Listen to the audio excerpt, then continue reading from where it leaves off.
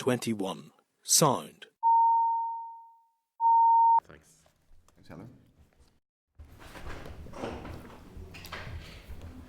Okay. Welcome, everybody. Welcome to the 24th meeting of the Committee for Finance. So today we are going to take a number of bits of evidence. We're going to hear, first of all, from the Department on the draft programme for government. We are going to, if members are content, Hansard will provide us with a report on that. That's page 167 of the meeting pack. We're also going to have an oral briefing from some of the same officials on the interim fiscal framework. We will have a. We will also have later after that we will have an evidence session from the Fiscal Council on various matters, the various publications that have been released since we last spoke to the Fiscal Council. So a busy meeting. We are not quite quorum yet, so we're going to take oral evidence first, and then return to any matters which require quorum. So agenda item 1, we'll just do it quickly before we move on to the evidence session. We have received apologies from Owen Tennyson and Diane, though she may join us. I think she's indicated. No, Joanne isn't. Deirdre's going to be late. Deirdre's going to be late, okay. And Steve's going to be late, but Diane won't be able to join us. My apologies. Okay, so we have the Deputy Chair and Owen have both provided apologies. We have 2 members joining us via Zoom, and they're very welcome. And we will crack on. Whenever we are fully quorate, we will return to anything that requires a vote or requires sufficient numbers. The next agenda item is, of course, as always, declaration of interest. So members do declare an interest now, but obviously you can do that as we go on. And of course, we will always, as also to advise anybody in the gallery and anybody in the room 21 here, that you should turn your phones either to airplane mode or mute or silent. But other than that, we will move on to our first oral briefing. If we can invite our witnesses in. Page 5. Yeah.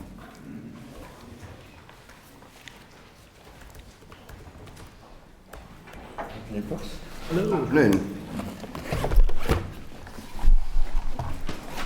Welcome. So members, page 167 of the meeting pack, you will find a briefing note on this evidence session. And there's also an update provided from the Department at page 355 of the meeting pack. The latter indicates that when the programme for government is agreed, I presume that means when it's finally agreed, as in when it moves from being draft to final, that work can commence on aligning the budget to the PFG. But given the timing, it is likely that this work will be reflected in budget 25-26 proposals, as opposed, I presume, to in-year 24-25 allocations or updates. So once the executive has agreed budget 25-26, it will be for the departments to ensure their funding envelopes are allocated in line with PFG commitments. Interesting. The department also indicates it would not be appropriate for the Department of Finance to provide oral briefing to the Committee on the Programme for Government as a whole. However, the committee will receive briefings on a regular basis on the Department of Finance's roles within the PFG. So that is the specific actions and areas where, for example, in relation to what we will talk about later on, or may talk about later on, the Fiscal Framework or the Budget Sustainability Plan, or not, as the case may be, that those are part of Programme for Government outcomes or Programme for Government activities for the department, rather than overall strategic questions on the PFG. But I suspect members will have some questions about the strategic input of the Department of Finance, given the obviously strategic nature of the department's role. So members, the department officials are here today to provide us with a briefing on the draft PFG to cover wider departmental responsibilities, as I've said, and other relevant issues. So welcome to the meeting, Tony Simpson, who is having to become a frequent flyer, I'm sure, to his delight. Jeff McGuinness, who was obviously here as well recently from the department. Tony is Deputy Secretary. Jeff McGuinness is Head of Budget Sustainability, and Wendy Leckie, who is Director The papers provided for this session include, as I said, Clerk's briefing note, the draft programme for government itself, the Scottish Programme for Government, which is a useful comparison document, and correspondence from the Executive Office Committee. As members will recall, the TO Committee is coordinating overall scrutiny on the draft PFG and has asked for comments from this committee by the 18th of October. I suspect we'll have to have a discussion about the format in which we provide that. It may be that pointing them to some of our Hansard discussions may be the most... Chair, we'll Hansard today's session and anything else we can, and then if we have a committee session, a bit of discussion around that where members can highlight any particular themes they want to bring forward. Great, absolutely. No problem. Well, first of all, we will invite the officials to make an opening statement, and after that, members are free to ask questions. Obviously, as always, please do indicate to myself or the clerk should you wish to ask a question. So, Tony, the floor is yours. Okay, thank you, Chair. And in keeping, I know we've a busy schedule for today, so in keeping with last week's theme, I'll keep these brief. So, kind of thank the committee for the opportunity to update you on the role of DOF in relation to the programme for government. You've already introduced colleagues with me, and as you've highlighted, Chair, the briefing paper shared in advance sets out DOF's strategic role in relation to the delivery of the PFG, which primarily relates to funding and budget alignment, but also the delivery of reform and transformation of public service of the priority in relation to reform and transformation through our work on the interim fiscal framework and the budget sustainability plan, as well as setting up and supporting the interim public sector transformation board. So while it's for the executive collectively to deliver the PFG, the other 8 priorities in the PFG are primarily for other departments to lead on. Of course, what is core to achieving any of these priorities is the availability of funding, and as everyone is well aware, we're operating in a very tight budgetary environment. So that's why the draft PFG agreed by the executive is focused on 9 top priorities, and why reform and transformation are very much central to the PFG. As the responses from the consultation process become available, we continue to work with counterparts in the executive office to continue those in relation to the department's area of responsibilities and how those can be reflected in a final PFG. And more than happy to respond to any questions that members may have. Okay, thank you. Tony, that was admirably concise and to the point, and obviously leaves lots of space for questions. As I say, members, please do indicate should you wish to ask a question. So I suppose I just wanted to ask to start with, at what point did Department of Finance officials start attending Programme for Government meetings? Have you been in them the whole time? Have you been... So has someone like yourself, Tony, or I know Jeff is relatively new to the role, but Wendy, or have you or the Permanent Secretary been brought into, or Joanne been brought into the scoping meetings from, well, before restoration? Well, as you were, there were conversations before restoration where the head of service had been meeting with parties, and as you say, some colleagues across DOF were involved in some of those discussions, and they were developing drafts within TO that were shared with party representatives. In terms of as we've approached this final document, at the end of July, FM and DFM wrote the ministers sharing a draft of the PFG for comment, and my directorate took the lead in drafting advice and providing advice to the minister. We provided comments back on that draft that we had received. We met with officials from the executive office then, and then following that, then the finance minister provided her formal response. It's fair to say you weren't. You were responding to a draft provided to you by TO rather than being involved in the shape and scoping of the document itself. Yes, in those months prior to that, yes. And this is an honest question. Do you think that it's a shortcoming in terms of process when probably in many ways the most strategic department, the only perhaps genuinely department that has a real strategic purpose that goes beyond its own narrow departmental responsibilities is the Department of Finance? Obviously, the Executive Office does, but its powers are relatively, they are sort of big theoretically, but relatively narrow and largely revolve around what gets on the executive agenda. And so it has a decision-making function, but it doesn't have a strategic policy-making function. would it have been more appropriate, do you think, for the finance to be brought in at an earlier stage to say, for example, this is how we need to think about, the way, building in a multi-year budget process, or this is how we need to use some of the discussions we're having around revenue raising to drive these outcomes? Well, I suppose we're working, the timescales are different this year, obviously, with the restoration of the executive. I suppose, as I've said in the opening remarks, our key input really is around the funding envelope and the availability of funding to fund the activities in the programme for government. That's been very clear since the executive have returned. So it's not that would not be, colleagues in TEO would not be aware of that. We have a budget in place which is informed considerations around all this. So I certainly wouldn't be suggesting that there was any shortcoming or lack of awareness of the budget context. But in a sense, you've kind of indicated there the question of the overall budget envelope is kind of so fundamental to what happens, particularly in a devolved context where the overwhelming majority of the finance that's raised is obviously just a block grant that is given, and there's a small amount from other funds, Peace Plus, Shared Island, and then there is a ribbon or like a small strand of funding which is obviously locally raised revenue, but all of that is the purview of the Department of Finance. So I suppose the genuine question I'm asking is, would it be better if there was if the Department of Finance was earlier on saying, hang on, in order to better prioritise, in order to ensure that we're delivering these priorities, we need to think about, for example, the financial context or what a multi-year budget, how a multi-year budget might drive these things? Well, part of this is as well, there's a number of building blocks to this, or a number of, not even building blocks, two elements that need to be considered. So one of those is the budget sustainability plan. That's not produced yet. So there's consideration which is ongoing around how we work towards that broader budget sustainability piece. But in terms of the core starting position for the executive moving forward, which is the budget this year, which we have, that's in place. So, those wider discussions the executive and ministers will need to reflect on as we move forward.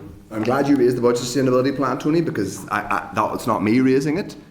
It was, if I'm right, it was due on Monday, close of play, or it was due on Monday at midnight. We don't have it yet. And given you have effectively indicated there that the budget sustainability plan is the main, I guess, it's the main strategic look forward as to how we're going to do public finances differently, or how we're going to improve the processes for public finances. And you've got these different mechanisms, the Joint Exchequer Committee and the updated Fiscal Framework, for example. When are we going to see the budget sustainability plan?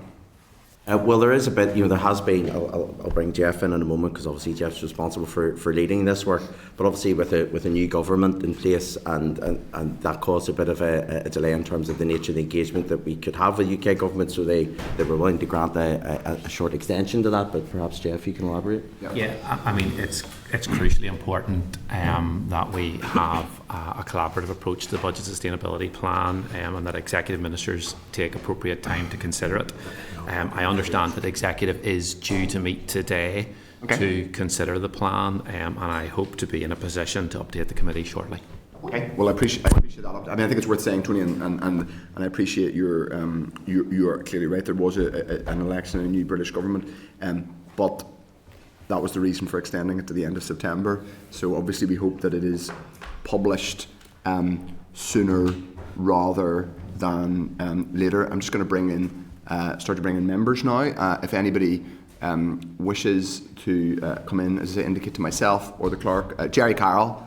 Hopefully Jerry will be able to hear us and we can hear him. Chair, I wasn't looking to come in yet. No, sorry. Yes, it's your turn, Jerry. Go ahead.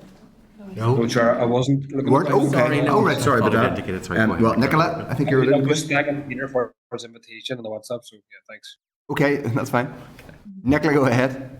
Okay, thank you, Chair, and thanks very much to the three of you for presenting here this afternoon again.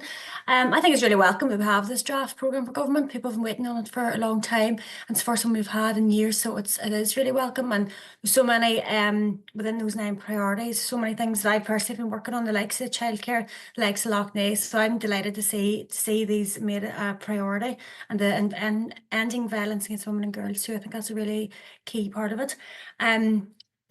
Tony, you have outlined there issues around funding, obviously, and the budget constraints and that there. But is it your intention then to try and align future budgets with the programme for government moving forward? Yes, well, that will provide a very clear direction for spending decisions and enable prioritisation of spending going forward. So it will absolutely be the foundation for decisions going forward. Yeah, just to add to that, the Public Spending Directorate will be engaging with departments on the 25-26 budget at the moment, and one of the pieces of that jigsaw will be looking at currently the draft programme for government and trying to align bids to the draft programme for government, appreciating that the time scales here don't allow us necessarily to wait until a finalised programme for government, but that will be updated in due course whenever we do have a final programme for government. So that work is ongoing, and we will continue to develop that work going into future years. Part of the budget sustainability plan programme of work going forward, we'll look at a budget improvement plan, and we will look at ways to further increase the link between programme for government and budget, recognising that it's an iterative process rather than you get it right the first time round and you don't have to change it or adapt it or improve it in any way. That's great, thank you. That's all I wanted to ask you. Thanks very much. Okay. Thank you, Chair. Thank you. As I say, others, please do indicate. Philip Brett. Thank you, Chair, and thank you for your presentation. Just wanted to ask about, obviously, the programme for government will feed into the budget setting process, but also the investment strategy, which is obviously being currently developed at this stage as well. Do you see that more as an outworking of the programme for government, which will then further develop the budget settlements, or a standalone document that will also dictate where budget settlements are made for the time ahead? The investment strategy as a standalone document? No, well, obviously it's a crucial piece of work, and once it's agreed, it will kind of provide the framework to look at budgets. So obviously it'll be looking at the kind of the longer term 10-year piece, whereas budgets will be very much focused, first of all, unfortunately, on a 25-26 position, because we'll only have 1 year. But after that, going forward, hopefully on a multi-year basis, and then we can effectively look at where the investment strategy starts, see where things have developed since the investment strategy has been published and whether there are any changes needed. But certainly it will feed into the kind of the wider priorities of the budget. Yeah. I mean, it is true to say that none of the 9 targets or there are 3 missions. Sorry, there are 4 missions: people, planet, prosperity, and peace. Peace is kind of overarching. Maybe that's, I don't know, that's 3 or 4, but anyway, 3.5 maybe. This is a slightly kind of philosophical question. 9 priorities.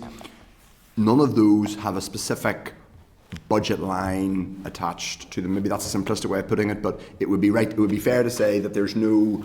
I couldn't say to, if a constituent asked and said, "What is the Safer Communities budget? Is there a pooled budget to deliver the outcomes such as they are in the under the Safer Communities heading?" There's no specific, but even if it was just a description of the spending that already happens in relation to safer communities, that would be policing, community policing, prisons, whatever, diversion spending. We don't have that. We don't have that yet. No. Even if it's just a presentational thing, we don't do that in the document.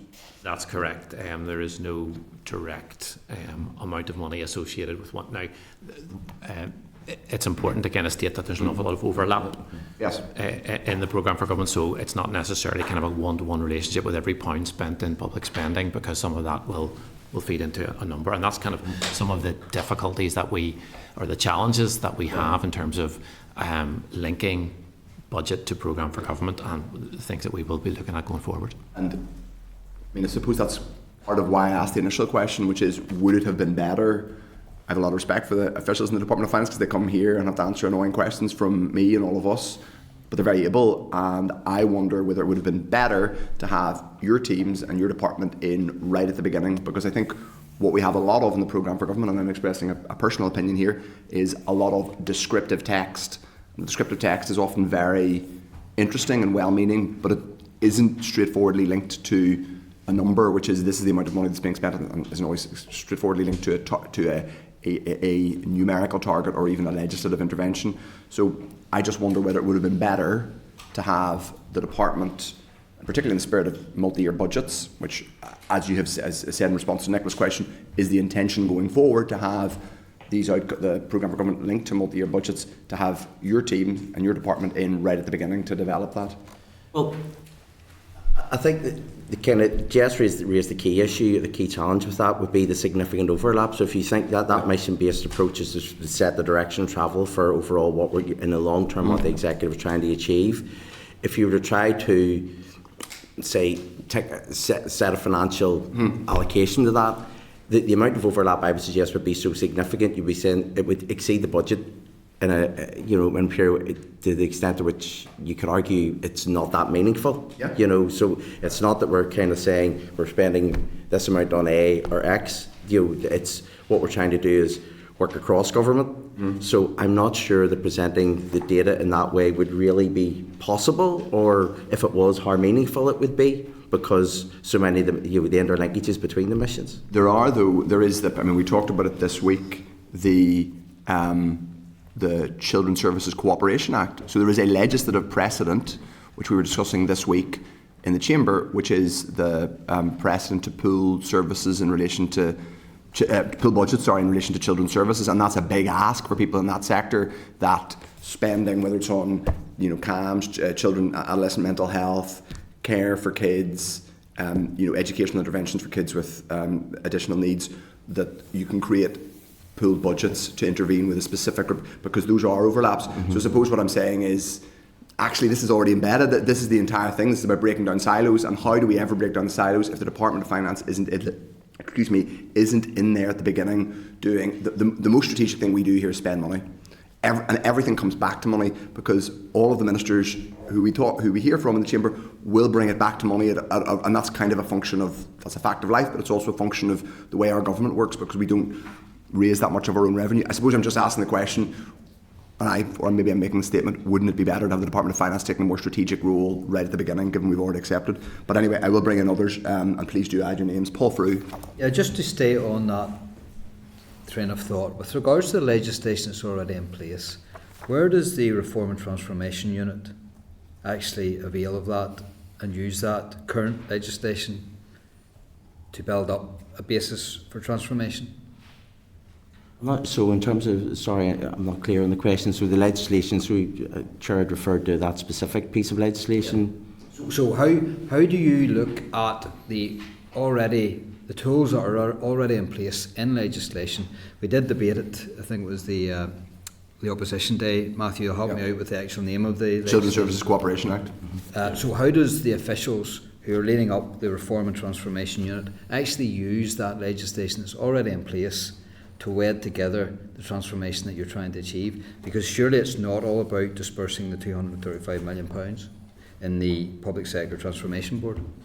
Well, the transformation, so that 235 is the start of the journey on transformation. Obviously there's work going on at TO to think about those wider structures and that broader approach that is taken to transformation. But the focus immediately now is how we deploy that 235 million of funding. But obviously there's more thinking that needs to be done around setting the structures in place for that in TO. Yeah, so the point I'm making about legislative tools that you have at your disposal to weld those departments together, to spend appropriately together. Yeah, if I can step in here, it's part of, I think, and I don't want to bring everything back to the budget sustainability plan, I'll sound like a broken record, but I think that's part of our kind of forward work programme in terms of the budget improvement plan, to look at what are the options in place for departments to kind of break those silos, to look at how do we do things slightly different, in a better way, in a different way. The Children's Services Cooperation Act is one of those. We spoke recently to the head of Bernardo's and had a chat with her around here in Northern Ireland around some of the obstacles that she faces, just dealing with public sector, and that's been really helpful in terms of how do we improve the budgets going forward. So we want to be having those conversations right across the board, seeing what tools we have, and then developing a plan to help us to maximise the existing legislation, maybe even to think about how departments put in new or different legislation to allow them to work a wee bit more effectively. So, you mentioned the sustainability plan. What's the timescale for that at this present time? I haven't a timescale. I can't put a timescale on it. Once we get the plan approved, we'll be turning our attention to the two key factors in that. One's the budget improvement plan, which we'll be looking to start. We'll very quickly put out a roadmap on that. And then the other one is 5-year departmental plans. We're working with departments on their 5-year plans. What does that look like for them going forward? So we don't have a time frame just yet, I'm afraid. It does state in the Programme for Government, which is a very high-level document, I think we all agree, a sustainable plan will be at the heart of this transformation, implementing new approaches to planning, spending money more wisely, funding vital public services, and delivering stable and sustainable public finances. All lovely honeyed words which we like to see and read in a Programme for Government, but being so high level, how can you reassure this department that what we want to see, which has always been the cry, a Programme for Government which is fuelled by a budget, and the budget complementing the Programme for Government, and then of course the Programme for Government being the plan will lead to financial decisions being taken at the budget. So how can you reassure us that this document, which is of a very high level nature, can actually get down into the nuts and bolts and machinery of government in order that there will be fiscal levers and fairness implanted into the system? So I kind of take you back to that budget improvement plan. One of the first planks of that will absolutely be connecting Programme for Government with budgets. How do we do that in a meaningful way? How can we make links between the pound that we spend and the aspiration that we have? That'll be kind of an iterative process, as I said earlier.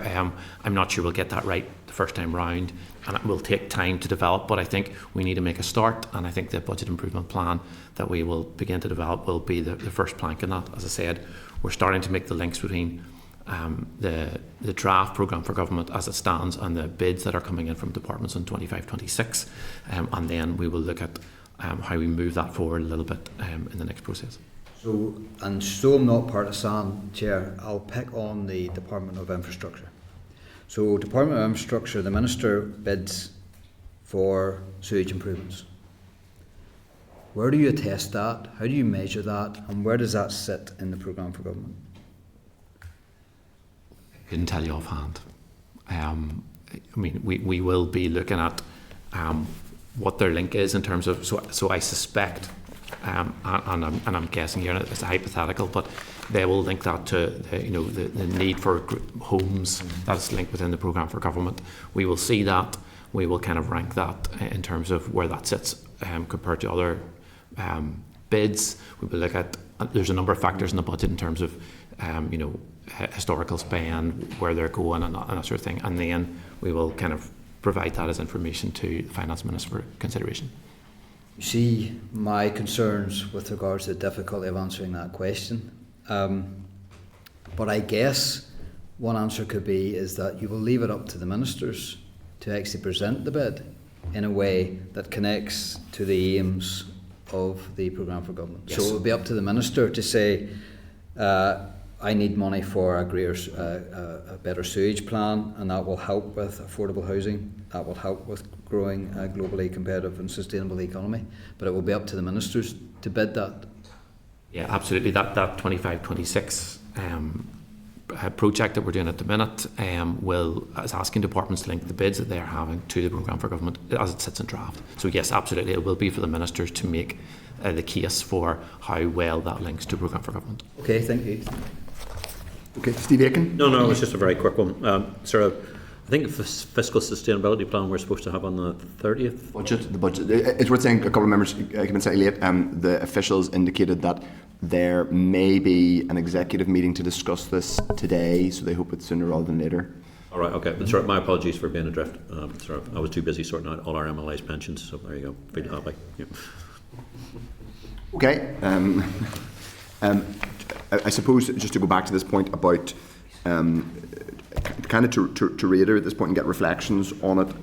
We have heard as we've gone through this both, I mean, the precedents where in legislation there's already a mandate or an ability to pull budgets in that specific piece of legislation, but there's also just this repeated feedback that all of us get as representatives that the Northern Ireland Executive is far too siloed, and we all know that. I mean, one of the manifestations of that is the way people talk about my minister, and my minister wants this, and my minister did that, and your minister did this, but also the sense that actually the Department of Finance is already doing a lot of these strategic things. I mean, several times you have mentioned quite reasonably to me the budget sustainability plan, the budget improvement plan, the fiscal framework, and a whole range of other strategic strands of work, all of which are no less strategic and no less cross-cutting than this document. So I suppose my question would be, isn't it a bit of homework for the department to go away and perhaps have an honest, blunt conversation with its colleagues in TO about how this process works? Because I just worry that all of that's happening. I mean, the Department of Finance is effectively negotiating strategic budget making with the UK government directly via the Treasury. That doesn't happen. That happens only in limited ways. Other ministers obviously talk to their London counterparts, but not in as major and determinative and strategic a way as your department. So I just wonder if they're, for the final PFG document that we hope to get, certainly feedback I will be giving in my party, can't speak for others, is I'd like to see there be a more upfront. So there's a lot of language in here, and ministers have made the political point repeatedly they don't have enough money, and that's correct, I don't dispute that. But given that the whole thing is about there is a finite sum of money, how do we strategically deploy it? I don't get that join up, and isn't that the basic thing that the Department of Finance should be doing? I suppose that's a statement, and then discuss at the end. So I'll leave that with you to take away. If any other members wish to ask a question, I think we will move on otherwise, because that's a useful insight. I personally would like to see much more by way of direct explanation. As I have said repeatedly in my other capacity as Leader of the Opposition, I do think it's important that we have much more specificity around targets, outcomes and interventions, and I think part of that will be being clear with the public about what the financial interventions will be, and that will also mean being clear about where the financial limitations are. But thank you very much for your evidence, folks, and we look forward to it. Tony and Jeff are going to stay. Tony and Jeff are staying. Wendy, thank you very much for evidence. We are now going to move on to get an oral briefing on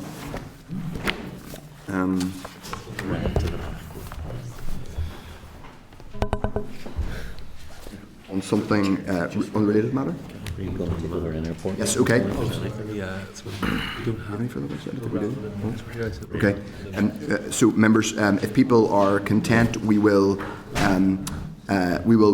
send, as I think we kind of semi-agreed to at the beginning, we'll send the Hansard of that session to our colleagues in the Executive Office Committee as they do their summary of responses. Okay, the next agenda item with two of the same officials is on the interim fiscal framework.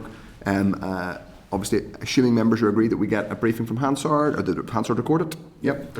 Agreed. Members, at page 309 of the meeting pack and page 12 of the tabled pack, you will find papers relating to this item. A departmental briefing for today's session was received yesterday and can be found at page 12 of the tabled pack. The Department is committed to providing regular updates to the committee, and this briefing specifically deals with the current status of discussions with the UK Government on a more permanent fiscal framework. As people will be aware, I believe in May of this year, an interim fiscal framework was first agreed, and this briefing specifically deals with the current status of discussions, as I said, with the UK Government, particularly on what is called a needs-based fiscal floor. The Minister's statement on the interim fiscal framework and responses to further committee queries are included in the pack to enable members' consideration. So we've got Jeff and Tony are still here with us from the department. We also have Aidan McMahon again with us, who's Director of Fiscal Policy Division at the department. So we'd invite you to make an opening statement. Now, I normally ask for brevity, but on this occasion, I think it would be helpful for you to be concise, ideally, but also give us a kind of remind people of where, and anyone who's watching this, any members of the public or media who are watching this, how the fiscal framework discussions interact with the budget sustainability plan, the budget improvement plan, because I'm always very conscious that sometimes members of this committee are probably struggling to remember the various work strands that have emanated from the restoration this February.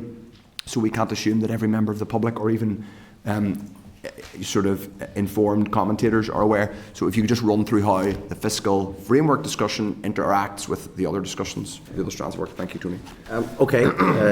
Thank you, Chair. And you've already introduced colleagues. So, and as you said, the interim fiscal framework was signed by the Finance Minister in May, which was a very significant milestone as we work towards putting our finances on a more sustainable footing. The briefing paper submitted to the committee provides a detailed overview of the various elements of the framework. I'll try and give you a flavour of those, but without going into too much detail. And I'd like to kind of give some a bit of an update on the progress we've made since we've signed the interim fiscal framework. Yep. I suppose in terms of where those pieces sit, the interim fiscal framework is that overarching framework, so that primarily kind of sets out the basis on which Northern Ireland will be funded going forward. How we've moved on from the statement of funding policy, which sets out the overall funding arrangements for the devolved administrations in the UK, and how those changes that came about as a consequence of the restoration package will now start to be put in place. It sets out in particular the application of the needs-based funding, and then the elements below that which Jeff has talked around, the budget sustainability plan, how we're going to work towards putting our finances on a sustainable footing within that overarching kind of funding envelope which the fiscal framework will provide. The fiscal framework also sets out some of the key things that we will work towards in the future. So the immediate focus is that needs-based factor, but it sets out that some of the key elements as we look forward will be, is the principles for proceeding on fiscal devolution, the budgetary management tools that we might need associated with that. So it will set out that long-term plan. You said the principles of fiscal devolution, but it's not a specific negotiation on which tax power you might want devolved. It's just the principles. Yes. Okay. Yes. So in terms of the budget and the budget sustainability plan, just to remind people, may have principles for the executive to consider about tax, but it won't have necessarily principles for the executive. It's not principles for things that you do want to devolve. It's principles about how you might consider what we have now. So how we put our budget, our finances sustainable footing. Jeff, and correct me if I'm wrong, but how we might deal with the revenue that is raised locally, the money that we receive directly from Treasury. But the budget sustainability plan isn't going to have specific. That's how we raise money currently, including the current powers that evolve to us under the ratings order that we update every year, and that has specific reliefs, and we've been discussing a lot of that. But it won't, the budget sustainability plan, have any more detail on how we might have Scottish-style income tax varying powers? No, and where we might proceed. So obviously the Finance Minister will need to, we've had the Fiscal Commission and the recommendations of that. The Finance Minister needs to make her own recommendations to the Executive. That will lead to then a discussion and negotiation with the UK Government, and where the experience in Scotland and Wales would tell us that it takes a number of years to devolve and implement a tax. But that is just, and I don't mean to jump around, but I think it's important just to establish these principles. Yeah. If the Finance Minister said multiple times she is looking at this and it's something she is considering, is there a live process whereby she is going to make recommendations? So my understanding is, in relation, if she were, and I'm not saying she is, in fact, but she may not, but if she was going to say, well, I'm going to change a relief in the rating system, the way she would recommend that to the executive and then present to the assembly would be the budget sustainability plan. That's theoretically correct. If were that to happen, I'm not saying that will happen. So I think there'd be, in the budget sustainability plan, there'll be potential discussions around those kind of options, but it would obviously be for the Minister to Yes, present. I completely get that. Yeah. I'm not trying to make you commit or hint that the Minister's going to do that, because from what I've heard, I'm not sure she is, but that's within the existing rating system. Now that's different from the Minister thinks I think Northern Ireland should have new devolved tax powers. That wouldn't be, or would it, in the budget sustainability plan? That would be a separate piece, but connected in the fiscal framework stuff. Yes. So the budget sustainability plan, there's obviously a section in there that talks about budgetary management tools. It looks about the tools that we have currently between ourselves and Treasury, how they might be flexed, and then what might come in future. Yeah. Okay. And in terms of the approach to devolution, so if ministers and the executive were to decide to devolve a particular tax, there's the decision as to do you devolve that tax. There's then a separate decision when you get those powers, what do you do with it? And in terms of how taxes are used, they can be used in multiple ways. They can be used as revenue raising instruments, but they can also be used as policy levers. So, if you'd like to maybe give a brief update on what we have done to kind of progress this work. So we've established two teams, two new divisions in the department. The Budget Sustainability Division headed up by Jeff, and the Fiscal Policy Division headed up by Aidan. We want to move quickly to progress the various aspects of the Fiscal Framework, but we recognise that some elements of it will take time, and some are more pressing than others. So it's important that issues relating to funding arrangements, sustainability and need are sufficiently progressed in the near term, where in parallel engagement can begin on wider issues such as we said around devolution, so of additional fiscal powers and the budgetary management tools that may come with that. Mm-hmm. So our immediate focus is seeking to prioritise the work around need. So and where our initial focus is being developed, thinking around how we develop that evidence base to negotiate for a higher needs-based factor in the future. So we're working to develop and build on the independent evidence that we've already got on our level of relative need following the work of the Council, who we are hearing from later. Yeah. And we've been engaging with academics in this field to explore how best to approach developing that evidence base. Just jump in and ask one quick couple of questions there. Would it be better to do what the Scots and Welsh did, which is have a Holtham Commission or a Smith Commission, which is kind of a bit more sort of genuinely independent from the UK government and indeed independent from the executive, and it's kind of the public can see what they report? So it's almost a decision not to do that? Is that...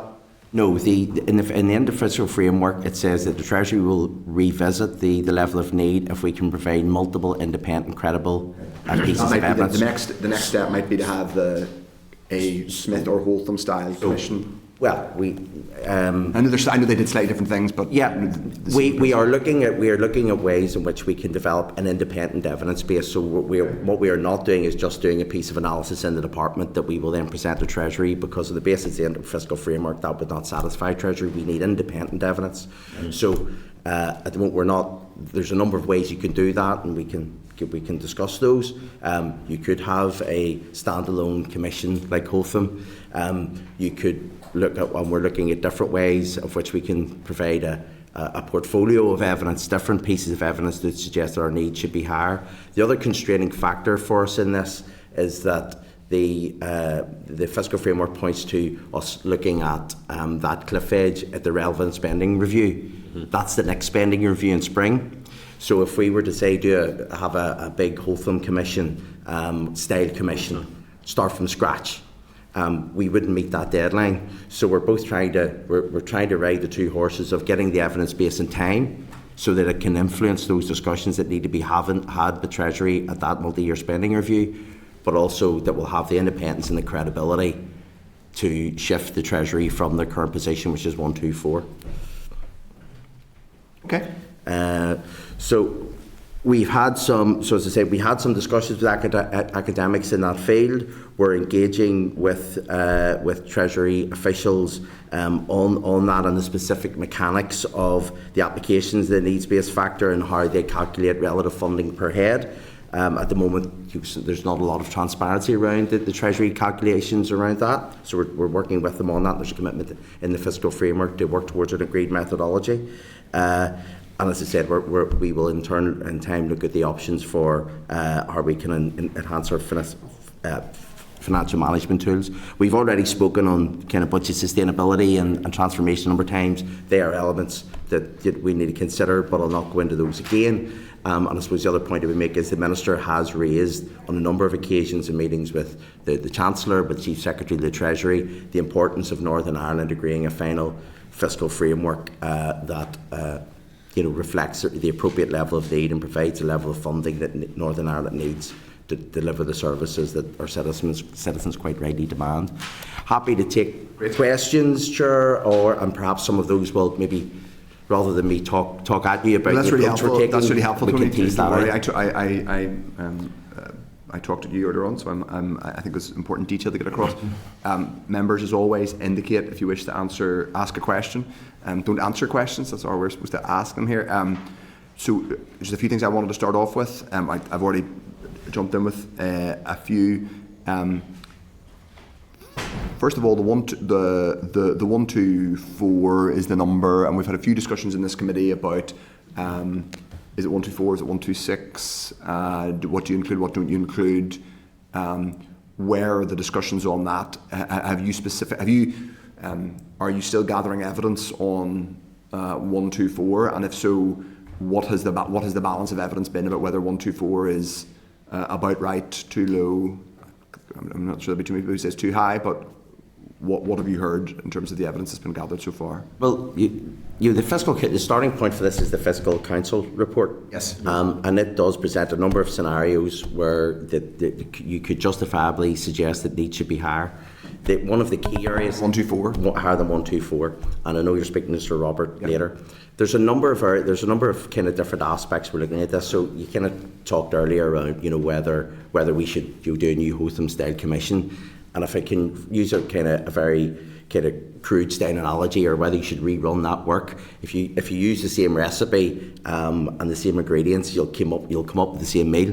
So very much, if you were to try and ask someone, would you like to do Hotham again and rerun that analysis, it's unlikely, if you're running that analysis, to present a different outcome than what the council have provided, and provide those range of scenarios. Where the focus of our thinking does the Hotham approach capture enough of the Northern Ireland specific aspects of need? So obviously Hotham was focused on Wales.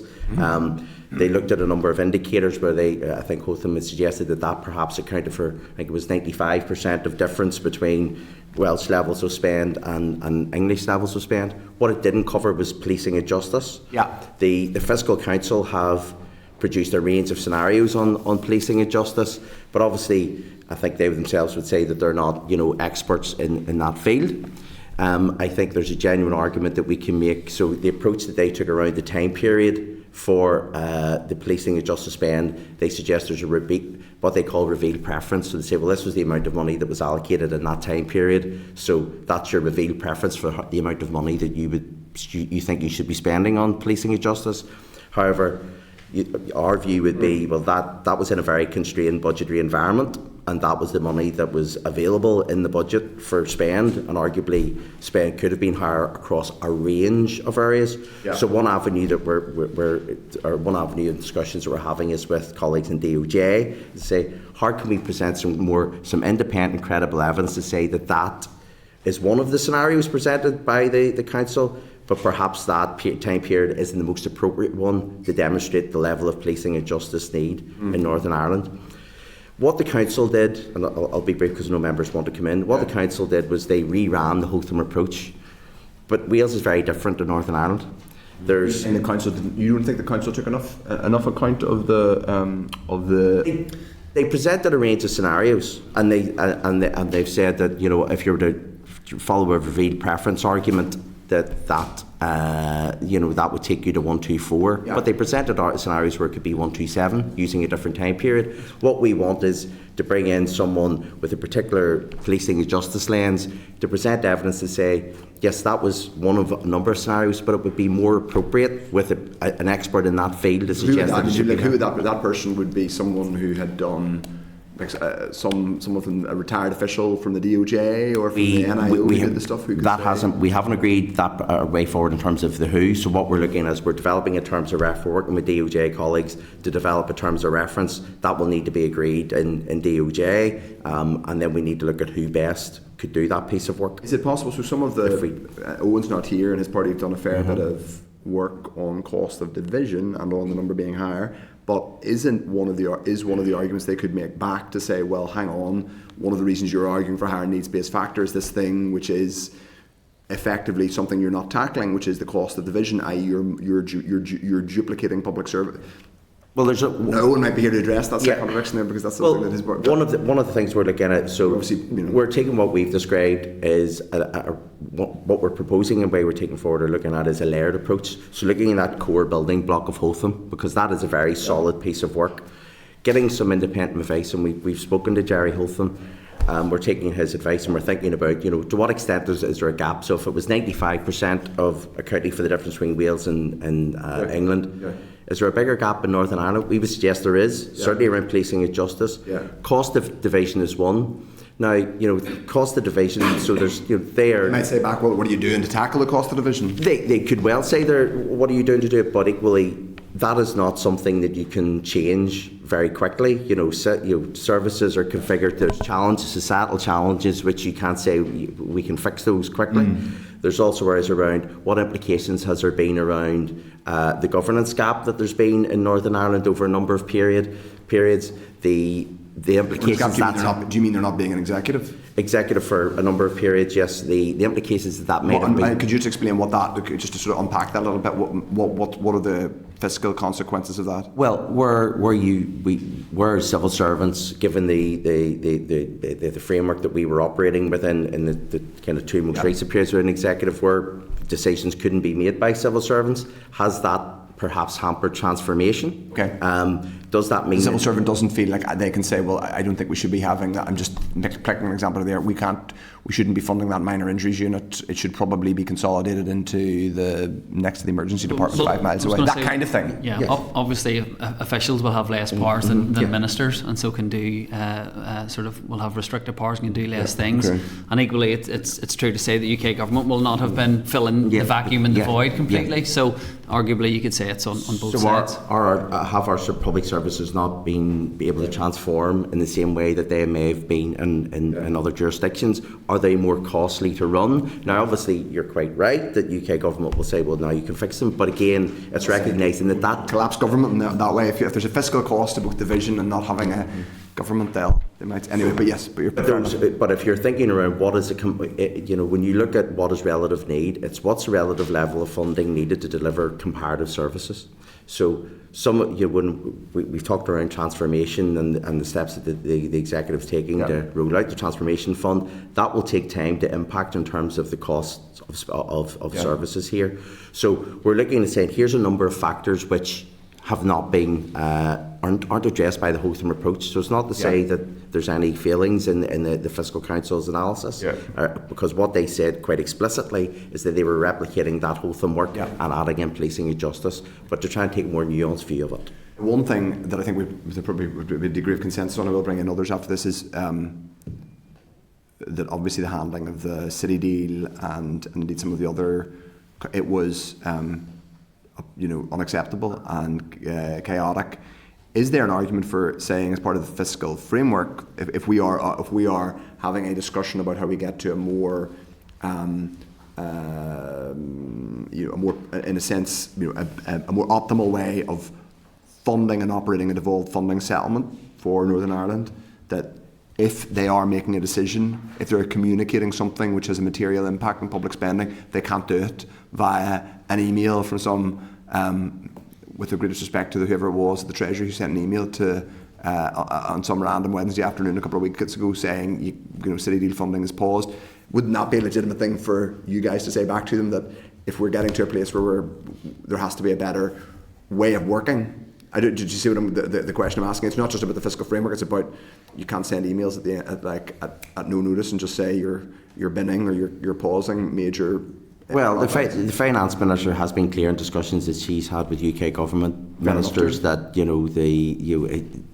is not that's a very unwelcome development. We have, and again, in terms of when we've dealing with various programmes, the desire, if, for example, if you look at EU replacement funding, the desires of that funding should be replaced, decision making should be made locally, and there should no delays in that. They have negative consequences. It's also about credibility. Part of it is us being credible and saying, or the executive being credible and saying we are taking this action in order to reduce the cost of division or whatever, better not collapse our institutions. Part of the trade-off surely should be we shouldn't get emails saying we have to pause major projects. But anyway, I'll leave that statement. You don't really have to respond to it. I'm going to bring in others now. Steve Aiken. Yeah, just a quick one. We've heard from some members of the Fiscal Council, and indeed some from academics and the rest of it, that our level of the question of where we're at the moment, we might already be at 124, or we may indeed be at 126. How can we counter that? What sort of evidence base do we have to go and say that we're not there? Well, that's with the financial package in place, which is obviously time limited. Once we get past the funding provided in the financial package, the expectation is that we will drop below 124. And there's agreement with the Treasury that the 124 continues to apply. So, and it is applying at this point in time, even with that financial package in place. It's very time limited. Yeah, okay. No, but I think the point I'm trying to get is that there are certain economists who say that actually we are probably sitting at 126 at the moment. Actually, we are above. We say we need 124, and they're saying actually you are at 124. You're actually a bit above that. I was going to say, as Tony said, the interim fiscal framework actually says that. It says that with the current financial package, we are above the 124 level. Exactly. But obviously that will drop off after a period of 2 years, and the question is where we are at that point in time. Yeah. Okay. I know, but what my concern is that I can't see how we're getting a mechanism where we're getting regular reports back of where we actually sit. And again, probably back to Tony's point on the relative funding methodology. So we need to discuss that with Treasury. Again, a commitment in the interim fiscal framework to work out exactly how they work out their relative funding calculation, because they don't tend to be transparent and share that. And it's something that the Council will have mentioned. It's something that commentators will mention for Scottish and Welsh counterparts as well. So we need to get clarity in terms of how that's worked out and how regularly we can get that figure, so we're actually aware of where we sit. It's just through the chair, but I think the one thing that I would really like to have clarity is the methodology that we're doing this, because what I don't want is Cueva to go and front up like they did last time at sort of the Treasury, and the Treasury, being the smartest kids in the block, will have already said no, you're actually 126, so actually what are you asking more money for? You're not getting it. If we don't have a well worked out evidence base that we can all talk about at the same time, we need to be able to do that. And that is one of the commitments that we have with Treasury, and something we're discussing with them at this point in time. So we're hoping to be able to get clarity on that. Okay, and I echo what the chair says about, be very cautious of what you wish for from anybody from the Treasury. Okay, Philip Brett. Thank you, Chair, and thank you, gentlemen. Just two separate issues. Maybe to start in relation to possible devolution of additional powers. Has the Minister given any indication to you as officials what her preference is in terms of what devolution of powers she would like to see? No, so we've had an initial discussion where we've briefed the Minister on the outcome of the Fiscal Commission. We haven't had, she hasn't taken a position on that. It is something we want to put advice to her on. As we say, we're prioritising at this point in time the work on need, because that's the most pressing piece of work. But no. What do you think your advice to the Minister would look like? Well, the advice would be framed around what's in the fiscal. We had that Fiscal Commission, which was where it's very clear recommendations. So it sets out the candidates for fiscal devolution around some of the smaller taxes, the land-based taxes, and the recommendation is that you can consider income taxes suitable. So the choice will be for the Minister and for the Executive. What is the appetite for either smaller taxes and big taxes? There may be I would expect there'll be a sequencing consideration as to what timeline do we take particular taxes over. But I couldn't preempt what the Minister's position would be at this point. Just to go back then to the independent evidence base that you are currently working on, so you're looking at drawing up a terms of reference with DOJ in relation to somebody who's expert on police and justice, that's fine. What else have you physically done at this stage to build up that evidence base?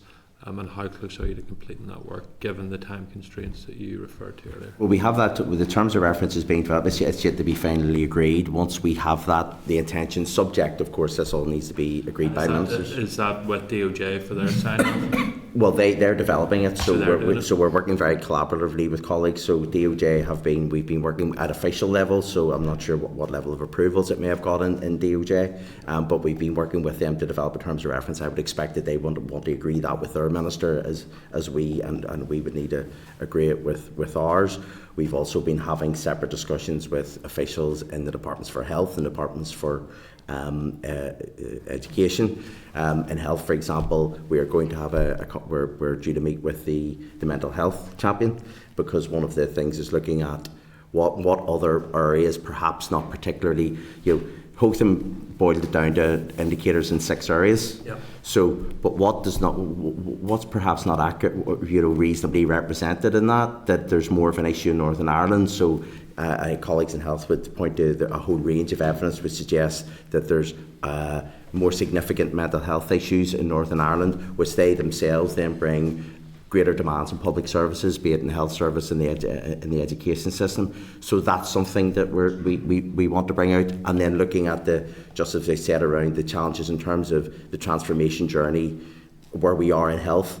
What does that mean around what is the cost of running that current system to deliver the same level of services that citizens have in England compared to here? Is there something there that we can tease out in terms of evidence? So there's a number of strands of this that we're doing. So that's DOJ, that's health. So you said education. Yes, so we've had some initial conversations as well with colleagues in the Department for Education to see with them, is there anything in terms, so there's obviously more sectors in Northern Ireland. Does that have any implications in terms of costs? I think it's probably fair to say that's the bigger challenges and focuses for us in terms of addressing this around policing and justice and health. But obviously we want to give all of the big spending departments an opportunity to bring forward any evidence that they think will be useful for us to present to Treasury. Okay, so we've got all that you get all that evidence then from departments, but it goes back to the point that I assume the Treasury is not going to just rely on the views of Northern Ireland departmental officials. So I understand we're looking for a DOJ expert from outside, that's fine. But who else are we commissioning? So we've had discussions with Jerry Hotham, who led the Welsh work. We haven't agreed anything with him as to whether or not that's a bit of work that he would do or we would commission him to do. We've also spoken to the team of academics that supported Jerry Hotham. So we've yet to lock down the specific terms of reference for that work. But really, that piece of work that we envisage, there's an avenue where we could say there's one piece of work which shows how there were some missing pieces in terms of the Hotham approach, that it doesn't exactly fit Northern Ireland well. There's a piece around justice, as we've described. We're looking at conversations with the mental health champion we've yet to have, but that will, I would expect, bring us to pointing to particular, there may well be, I expect, an evidence base already there. It's bringing that together, but an external evidence base, work from academics in this field. So I suppose I would like to assure the committee that there's no sense in this that we are working with officials and doing our own analysis and then going to present that. It will have to be brought by independence and stand up to the rigour that Treasury will give. When do you expect then that whole final piece of work to be completed? Single document to say, right, Treasury, we're now getting to the spending review. This is our case for when you come to the final framework. This is our case. Yeah, well, we need to have that shaping up, into early in the next calendar year. Obviously, with the spending review in the spring. Now, what we are doing is we've had some initial conversations with Treasury.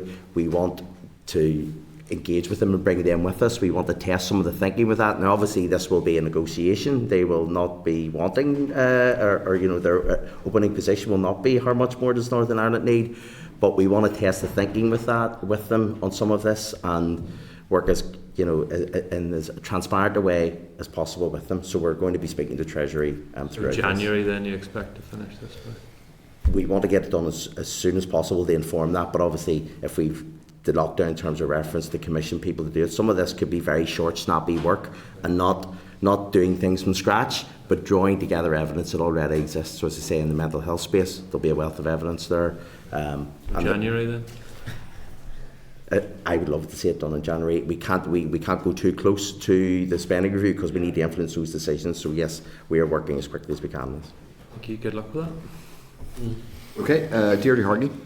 Just to touch on that last conversation, I mean, I think it's critical because there has been a view, certainly, and it will be a battle, even with this new British government, where there's a view that, people here are funded more than per head of person in other constituencies, and they're just rolling out the same trope of the previous British government. So there's definitely a need to demonstrate it, and I suppose on the back of that, I mean, I think it is important in terms of that it's not just DOJ in terms of policing and the costs now, but it's also, I suppose, looking at social policy and the implications of previous decisions going back 3 and 4 decades, 5 decades nearly, and how that impacts. And obviously the cost of division's one angle, but also the division on the basis of social class and how that was designed into the system here at the output of the conflict going into the early 70s in terms of how regeneration was done with a containment policy in mind and how that impacts on neighbourhoods and communities. And I think there needs to be definitely more scope, and so I would be keen if there is that DOJ person or somebody that's going to work in that field, that they're going beyond even what they see as the normal need in terms of policing and justice, and that they're looking at that and the impact that neighbourhoods have, particularly those most socially deprived. The other area, I mean, we know emerging from conflict, mental health, suicide, domestic violence, all of these things are much larger, so it's not the same as Finchley, for example. So I think there's a job of work that does need to be done in time. I suppose my question was just around, obviously, in agreeing the interim fiscal framework, there was the Joint Exchequer Committee. So it's just around how engagement has been going with that committee, the kind of remit, what they've been discussing. Is it a decision-making body? Are they able to make decisions? How does that work? And when it's going to next meet again. So what is, I suppose, the regularity of the meetings that's taking place as part of that joint committee? Yeah, well the JAC kind of formulates the arrangements for discussions on the final fiscal framework, including kind of the wider piece we talked around fiscal devolution. It will be made up of ministers from the executive and from the UK government, and ordinarily we expected that would be the finance minister and the CST. The inaugural and the only meeting of the JAC was to sign the interim fiscal framework in May, and that was attended by the finance minister and the then chief secretary to Treasury, Laura Trott. There's no date set for the next meeting of the JAC. That will be for the finance minister and the CST to agree.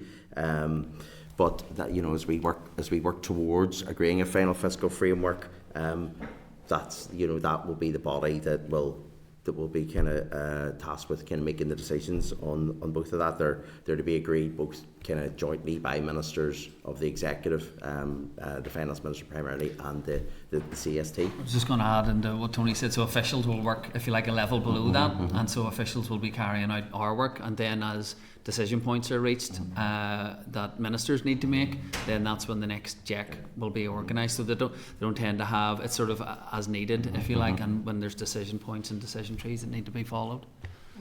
Thank you. Okay, Nicola Brogan. Thanks, Chair. And again, thank you for your presentation. My question has actually already been asked, but it is great to see all the work that's been ongoing in the background and gathering that evidence base and putting our argument forward to why the North need to be funded better. So we do appreciate the work that you're doing there, and thank you for the briefing. It has been really interesting conversation. So thank you, Chair. Okay, Jerry Carroll. Thank you. Thanks for the presentation. I'm just curious about the whole, the general conversation about just funding sustainability. Obviously, 124, 126 has been mentioned percentage-wise and all that stuff. I'm curious in terms of the conversation or the research and the preparatory work. The fact that the last time I checked, the total withdrawal of money from the British government of public services was $500 billion, so around about 500 billion.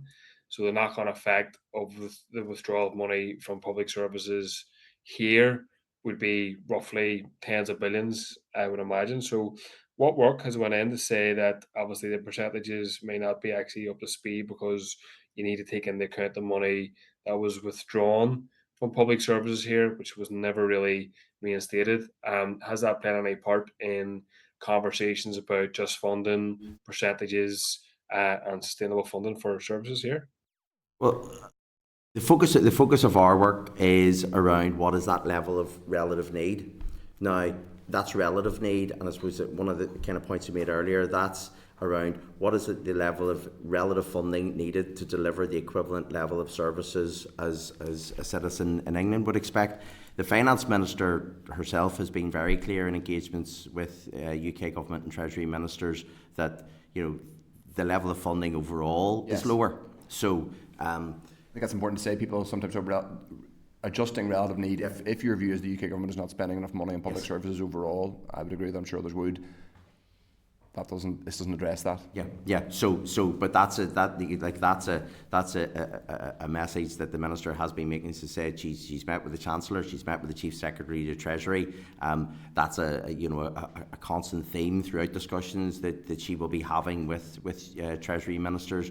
That there is public services are in need of appropriate funding. And the need level alone will not deliver that. That actually public spending across the UK as a whole needs to be increased to support public services. I think she would probably suggest that some of the level of public services that are delivered in England, citizens there could well be arguing that they would expect a higher level of service. So I suppose it's absolutely a point that the minister's been making. Okay, yeah, thanks. I appreciate the wider point there. Yeah, you appreciate the wider point, and I support that. But I suppose the point I'm making is that I think we can't really talk about just funding models at all until we address the fact that there's the last 14 years has seen tens of billions withdrawn. So we're always playing catch up in many ways, and you won't get anywhere near, in my view, just funding model until that money that was taken out is put in and more. So just a comment. Thanks.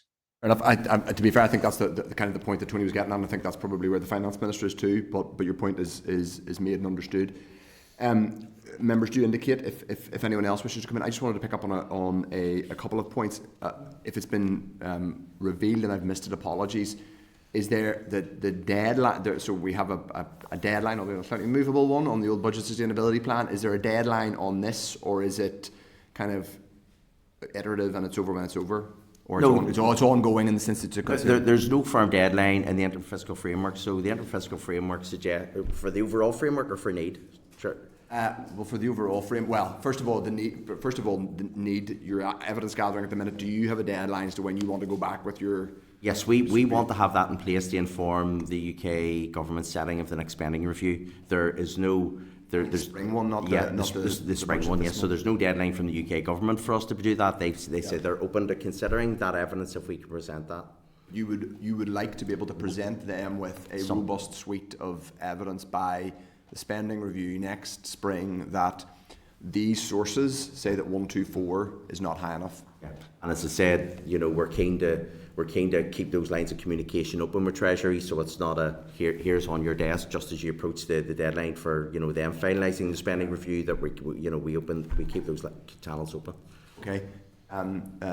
In relation to fiscal devolution, is there the general sense I get is that there's a relatively it's not very likely we're going to get a clear statement of intent around new forms or new levers in fiscal devolution. I don't really get them. Correct me if that's wrong, but I haven't heard any indication that it is an imminent thing that officials are working on. As I've said, we've had those initial conversations with the minister. We're trying to sequence the work. We've established a team. There's multiple priorities that we're working towards. But I know it's a priority in the conversations with the minister. I know it's a priority for her. Okay. We want to get advice to her, and then it'll be for her as to what and when she might take to the executive. Well, there's a big chunky fiscal commission report, which the previous finance minister commissioned. So we're not going at this totally cold. No. There is a report that is already there. Now, can I just ask, because it's a bit of a hobby horse of mine, there are one or two areas, and I actually believe in more fiscal devolution. I'd like to see more of it for different reasons. Obviously, I have a constitutional view. I'd like to see an entirely different fiscal model that involves us being able to be in an entirely separate sovereign constitutional arrangement, but that's not going to that's not your job, and that's not going to happen in the short term. But the question is about things like, so I'd like to see us do more fiscal devolution, but I'd also like to see us stop doing one particular type of fiscal devolution that has not been a raging success, which is the £2.5 million that we spend per year on non-existent fantasy flights. Who knew you were going to say that? I know, but it is a thing. But like we joke about it, but it is true to say we're not joking. We have had 10 since since the last. I think if someone could correct me if anyone's watching this in the department wishes to correct me. I believe the last long haul flight to leave the Northern Ireland was a Norwegian flight at some point in 2018, so that's 6+ years. Since then, I think we've... Chair, there is a long haul flight to Egypt. Yes. I'm going to say Hurghada. Okay. There will be charters. As long haul. There will be charters. Yes. There will be chartered flights. Okay. Well, it would be helpful to know whether I'm not entirely sure that whenever the executive back in whatever it was 2012 or 13 first sought to do this, that they had chartered flights to holiday destinations of an imprecise number per year in mind. But I think we have cost per Hurghada. Per flight. We have a significant number that are. So anyway, I don't know if that's being looked at, but I would suggest that would be a constructive way to think about how we might. I suppose the block grant adjustment of £2.5 million a year for. I suppose the point that we make is that there's a kind of principle around how devolution works across the DAs. Mm-hmm. So it's not that we are. I would suggest it's not. You shouldn't look at it from the perspective we are paying for long haul APD. The executive took the powers, and with that it took the choice as to whether or not you put the rates up, you put the rates down. But that is now a power that's being devolved. It is not so. Because if we put the rates down, we would raise a trivial sum of money, but we would save about £2+ million a year because that wouldn't be reduced from the block grant. No, but so the block grant adjustment is there. So once you devolve a tax, Treasury at the point of devolution, Treasury say, well, the amount of money that was generated by that tax, we take that off the block grant, and then it's up to you if you decide if you want to continue raising that, continue with the rate. But there's also the risk that the activity that generates that, i.e. flights, can increase or go down. But it's a policy choice to take that, or it's a very firm choice to take that. It's not a charge that we could say, well, there's no flight, so we shouldn't pay for it. I know that bit, but what I'm saying is that policy has been a ridiculous failure because this is my view, and I'm happy to stand over this opinion. A policy in which you spend £2.5 million a year, which we do, and you're right to say, Tony, that it is a policy choice. But it being a policy choice, the consequences that the block grant is £2.5 million a year lower than it otherwise would be. Well, I would say we're not spending that, so it's the fact. So it's not a spend decision; it's a tax decision. That's true, but we can't spend it because we don't have it because it's reduced from the block grant before we get the block grant. So it is in effect a spending decision. No, if we would have an extra £2.5 million a year to spend. If we were, and there's no suggestion of this, just for the record, but if we were to say we will put the rate of long haul APD back up to the UK rate, because we don't get the £2.5 million back instantly. That's because the decision. I get that. But the question would be then to say this policy intervention has not been the right one. Should we look to undevolve this tax? Should that be necessary? And say that I'm not saying that they're going to make that decision, but I think in a situation where you're giving away £2.5 million a year, it's hard. I would say that Treasury would view that as not a credible argument for us to make as a department. They would say that you devolved it, with that. If I can use a really simplistic argument, this is not a bet. We were talking around transformation earlier, and in the previous session last week around, our attitude to risk. So when the executive made that decision, it did it with the full awareness that we may get more flights, we may generate more activity, but there's also the risk that those flights could leave. I wouldn't expect that the Treasury would entertain us in any credible way as we say, it is akin, if we can use a really simplistic argument, of buying a £2 lottery ticket. It doesn't win and walking back into the newsagent and say, could I have my £2 back? Now, that is not a bet. It's a risk-based decision. And we haven't retained those flights. I know colleagues in the Department for Economy will be working to do their utmost to try and improve connectivity. That will be part of that package that they will be looking to sell that on. But I think I've made my point on that. I don't want to test my colleagues' patience with my hobby horse or hobby plane any longer. Just proves our point that we shouldn't really have any more. No, it proves the point that we should do more strategic fiscal devolution rather than trying to essentially, compete with a major European air hub, which is Dublin, which is US pre-clearance, which was always, I'm afraid, a fool's errand, and we've put significant public money at risk anyway. Okay, assuming nobody else has. Maybe the chair of the Economy Committee might have. I'm sure the chair of the Economy Committee will have a view on that, but we'll probably debate that in a separate chamber because if that. People are content, we will. Can you keep us posted, obviously, on the progress of the interim, finalising the fiscal framework? So just to say, it's called the interim fiscal framework, but there's no deadline for it becoming the final fiscal framework. So will it always be the interim fiscal framework, or will at some point it become final? Obviously, we would be working towards a final fiscal framework. That's not to say that there may not be opportunity. If we take forward devolution. There could be further changes to it, so it's not that it'd be final and locked in stone forever. Yeah. But yes, we want to move from interim to a final fiscal framework, which covers. But there's no specific. No deadline. There's no deadline for that. Okay. No. So maybe we should stop calling it interim and say the current fiscal. So would that be a slightly more? The Scottish, for example, had a fiscal framework and they revised theirs, reviewed theirs last year, and then it is now the current fiscal framework that they use as opposed to the original one that they would have signed. I suppose just the language interim would indicate that one is we're about to get a new one. It's a little bit like the Public Service Transformation Board. When does interim become extant or just like continuing? But anyway, thank you very much. Please keep us posted. Cheers. It hasn't been a year yet, so let it. Our job to keep asking the questions. Okay. Page 8. Yeah. Before we go to. Sure. Okay, folks. Thank you very much to Jeff and Tony and Aidan. Okay. Now we are going to do just on this. So I know these are regular briefings, so we get on that, but I know there's no hard and fast deadline in terms of moving from an interim to a final. But obviously, they articulated that spring is. When the evidence base is going to be submitted, they hope to have that ready by January. So I don't know how regularly we have these gentlemen come to brief on this issue. We should have them regularly, or we should at least at the minimum get them. Good to have it around that end period. Yeah, we have scheduling on a regular basis. We're in contact with officials on a running basis, so when they have anything new they need to tell us or there's developments, we bring them up. Well, I think we now know that they're working to a deadline of next spring for next spring they're working to this deadline to have the evidence base around increased in 124. So I think we should be kept abreast of that, obviously.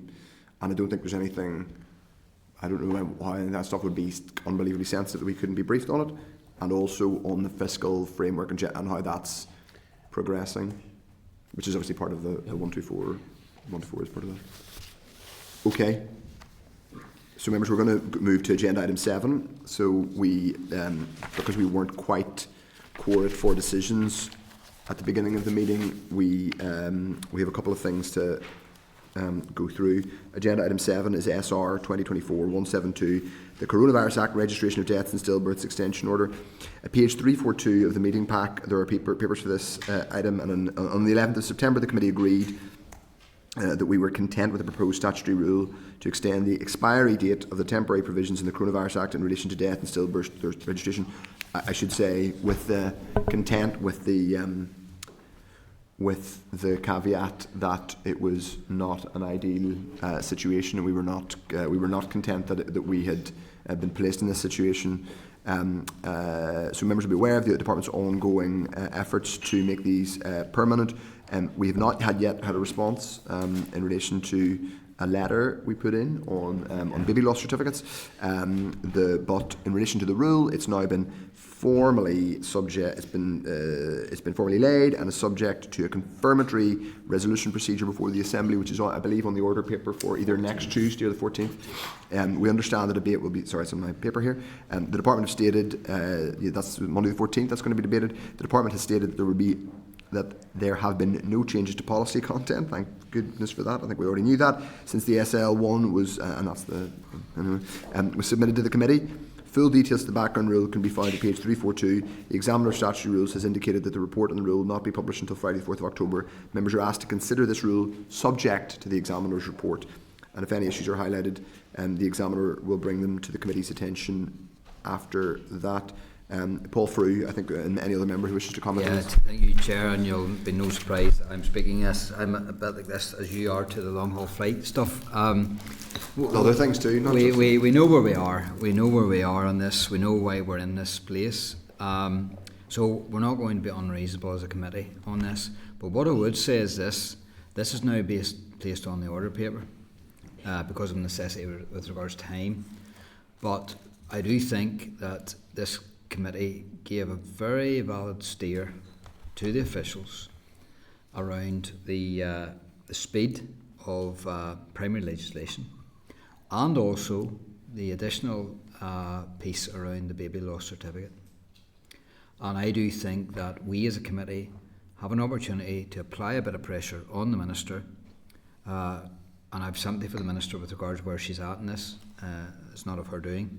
But if we can apply a wee bit of pressure and advise the Minister that we want to see this legislation, this primary legislation, sooner rather than later, and that it should, because of the delay that's already taken place, that they should consider the baby loss certificate piece within that. I think that would be a good opportunity, and I think we as a committee should be advising the Minister of that at this stage. Can I just clarify what you're suggesting is that we, as a committee, write to the Minister to say I think the letter already. I think we've already done it. We have effectively already done that. But I mean, well, she will have to come and front this in the Assembly. So we would like the Minister's speech is her speech, but we would like to see content in her speech delivered by her in the floor of the Assembly that points to the Finance Minister or the Finance Committee's mindset on this.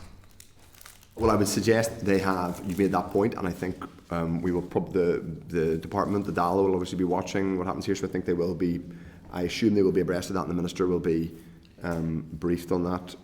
Chair, if it's helpful, the letter states the discussion the committee had around inclusion of baby loss certificates and then goes through the range of options. Yes. Really seeking clarity from the department as to what it knows on for example, the wider UK government bringing forward legislation. It could be timely because baby loss week starts on the 9th. Week. Yeah. So it actually could be quite timely. Okay. And that timing may well be significant. Okay. Yes, and obviously as you said, next week is Baby Loss Awareness Week, so it's particularly sensitive and timely. It's also worth saying that your members may wish to mark the special week, and I think we will write to members about letting members know about arrangements we're putting in place. Yeah.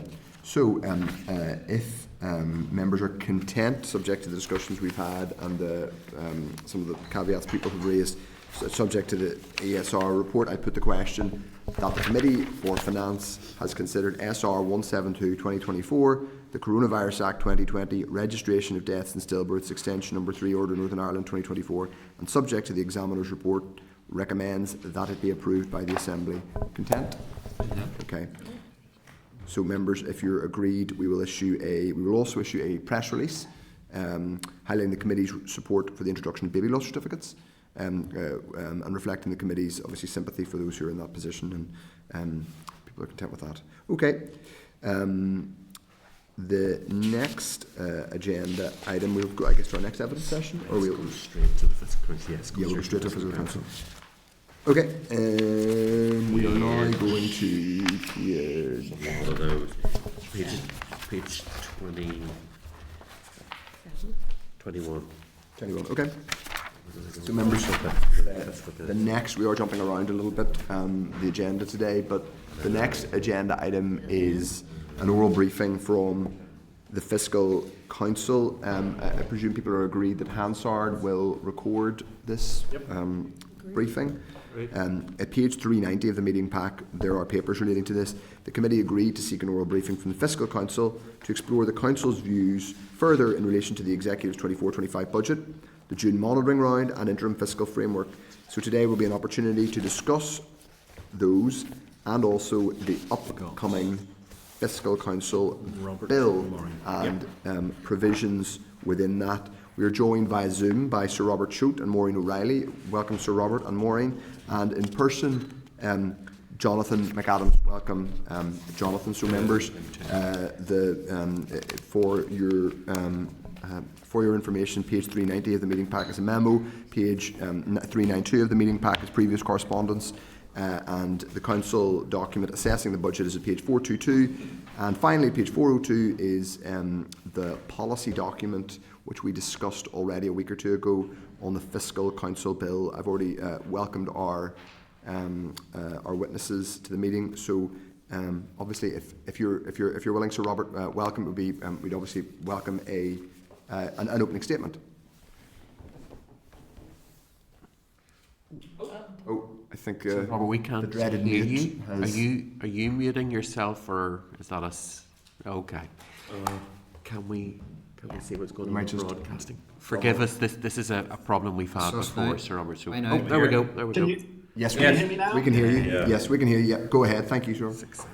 No problem. Good afternoon, Chair. Good afternoon, everybody. It's a great pleasure to be with you. Apologies not to be there in person. Obviously, very happy to take whatever questions you have, but maybe I should just start by picking up some of the themes that you've been running through in the last couple of sessions as a relevant to us. Maybe first of all on the programme for government. As you'll appreciate, pretty much as soon as the Fiscal Council was created and we started talking to a whole variety of stakeholders across Northern Ireland, the importance of having an agreed programme for government and a clear link between that and the budget was something that was emphasised to us time and again, so that money visibly follows strategy. So we obviously have the draft PFG now.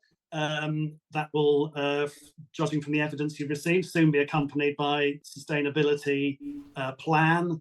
Another component of the jigsaw yet to see is the investment strategy, the ISNI investment strategy for Northern Ireland, which is relevant particularly on the capital spending side.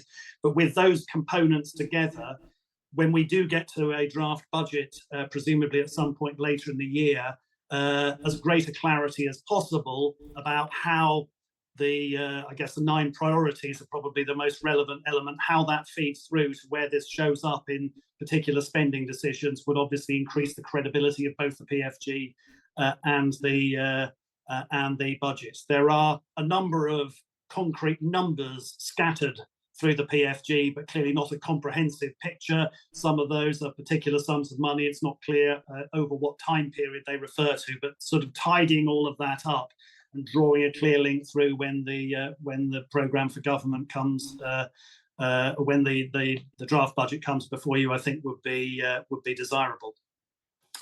Turning maybe to the sort of the current budget activity. As you know, we have the UK government budget, the first one of the new government, due on October the 30th. And I think the presumption there is that that will set potentially revised spending numbers for this year, 2024-25, and numbers for 2025-26, which can then form the basis, obviously, of the executive draft budget. And obviously, it remains to be seen if there is additional spending announced at the UK level that would have Barnett consequentials increases in the block grants. And I think it's our understanding from the tenor of the interim fiscal framework that if there are increases in UK government spending on resource and capital for this year and for next year, you would expect that to enjoy the 24% uplift that you have been discussing earlier. The Finance Minister, as I think I've seen referred to a couple of times, has been talking about the scale of in-year budget pressures. And it sounds like a sort of gross figure of around between 700 and 800 million, 770 or thereabouts.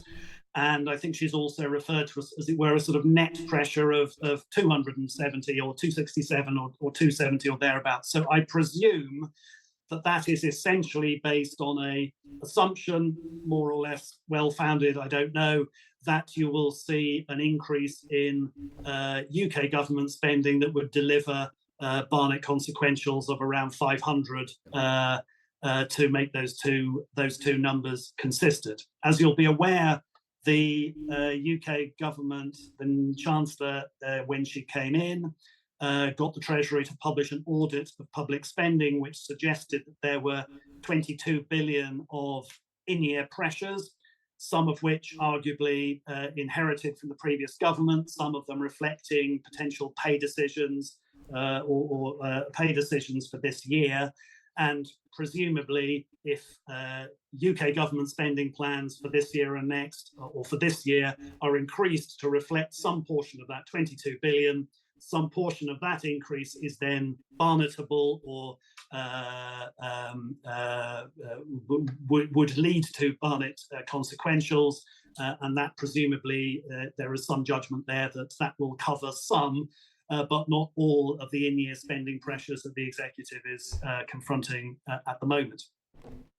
And then I think the assumption is, as you discussed, that there would be a further UK spending review in the spring of next year, which would either reaffirm or tweak the spending settlement for 2025-26, probably go out 2 more years for resource, potentially a bit further than that for capital. And as you said, the discussion around, do you revisit 124? What precisely is the methodology here becomes relevant for that second spending review. I think the assumption being that the announcement that comes in October, there will be the 24% uplift for this year and next year for any decisions that arise out of that.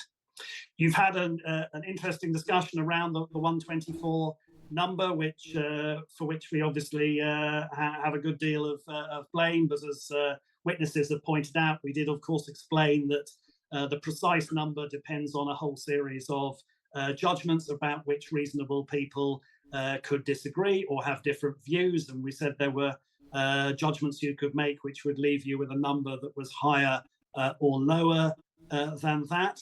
As I think Tony mentioned, the interim fiscal framework says that if there are multiple credible independent pieces of evidence suggesting that it would be higher, then the Treasury would be willing to consider that. It sounds from what we've heard as though the department is indeed searching for bits of evidence that might point in that direction. I guess a couple of things I would note, one of which is that doesn't exclude the possibility that the Treasury might be pursuing independent pieces of evidence that could go in the opposite direction. And so it's not simply a one-way bet. I think you're absolutely right that the area over which there's obviously sort of the biggest question mark is around the way in which you integrate policing and justice into a needs assessment, which was not something that Jerry Holtham had to worry about on the Welsh front, and clearly where there are unique security and political issues in Northern Ireland that make it hard to come up with some external uncontroversial, ungameable indicators that would just tell you how much more Northern Ireland needs to spend than elsewhere. And Tony was talking, I think, obviously about trying to find experts in that area who could give an interesting view. I guess one thing I would note there is it's always important to remember that with this fiscal framework, whether it's 124, 122, 126, matters at the margin. The big win from this is that the number is not going to inexorably go down to 100. That's what the top up delivers for you. And yes, you'll get a bit more if it's 126, and you'll get a bit less if it's 122. But that is the big win here. And I guess one, if one is trying to put all one's eggs in the policing and justice basket, I guess one has to be slightly wary of if you were trying to squeeze every penny you could out of the Treasury, you'd be trying to demonstrate that Northern Ireland is as unsafe and difficult to police as possible in order to justify as large a number as possible.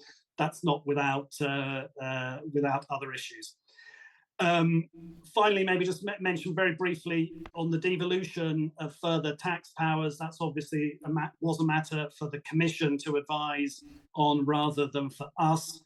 I think that's obviously the key component of what would be in a final fiscal framework relative to the interim one, if there were to be concrete plans around that. If you look at the Welsh and Scottish example, if you go in the direction of saying there should be, for the sake of argument, devolution of some or all part of income tax, that raises a couple of other issues, one of which is, does it change your view about what borrowing powers the executive ought to have?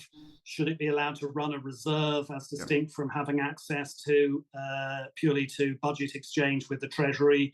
And what sort of arrangements need to be put in place to forecast the revenues that could arise one way or the other?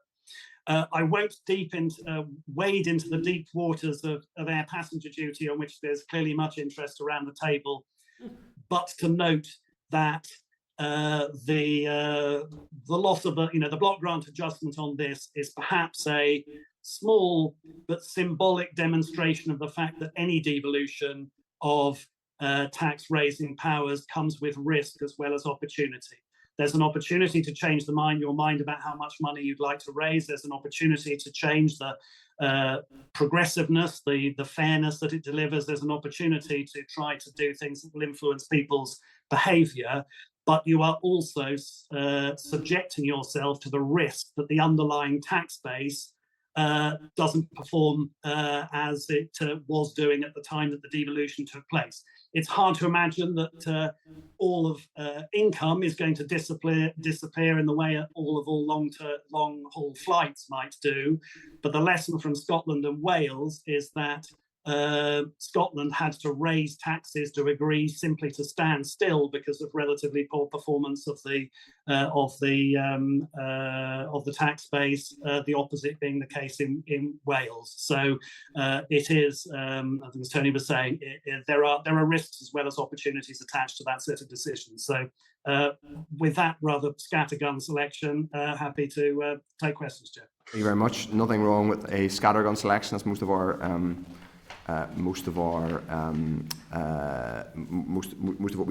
we do here. So thank you very much, Robert, and also Maureen and Jonathan. So there's just a few questions we'll want to cover. As always, members do indicate to the clerk or myself should you wish to come in.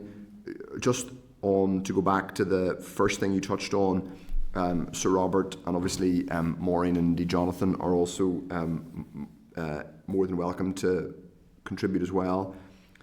The programme for government in draft, as you said, there isn't a particularly clear read across from aspiration or priority or however you term that or thematic area to budget. Do you think it would be helpful to see in obviously a draft programme for government, so when there is a final programme for government, do you think it would be helpful to see a more direct read across from the thematic priorities to the budget?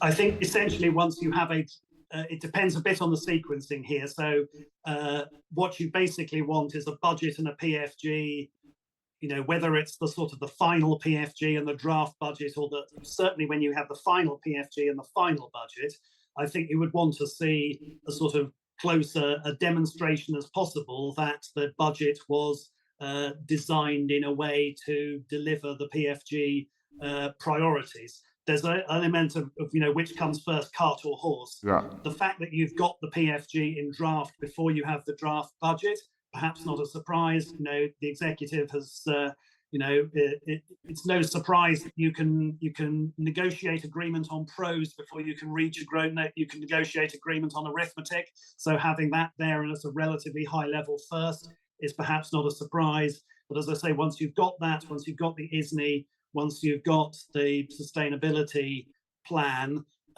taking those elements of the jigsaw together and saying, well, how does this then map out to a budget and a set of departmental allocations?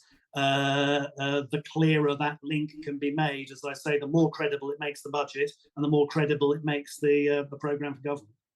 And just on that, obviously one of the points that's been made and arguments that may be made in perhaps playing in mitigation is that there isn't yet a multi-year UK spending review in order to map executive spending or to guarantee executive spending.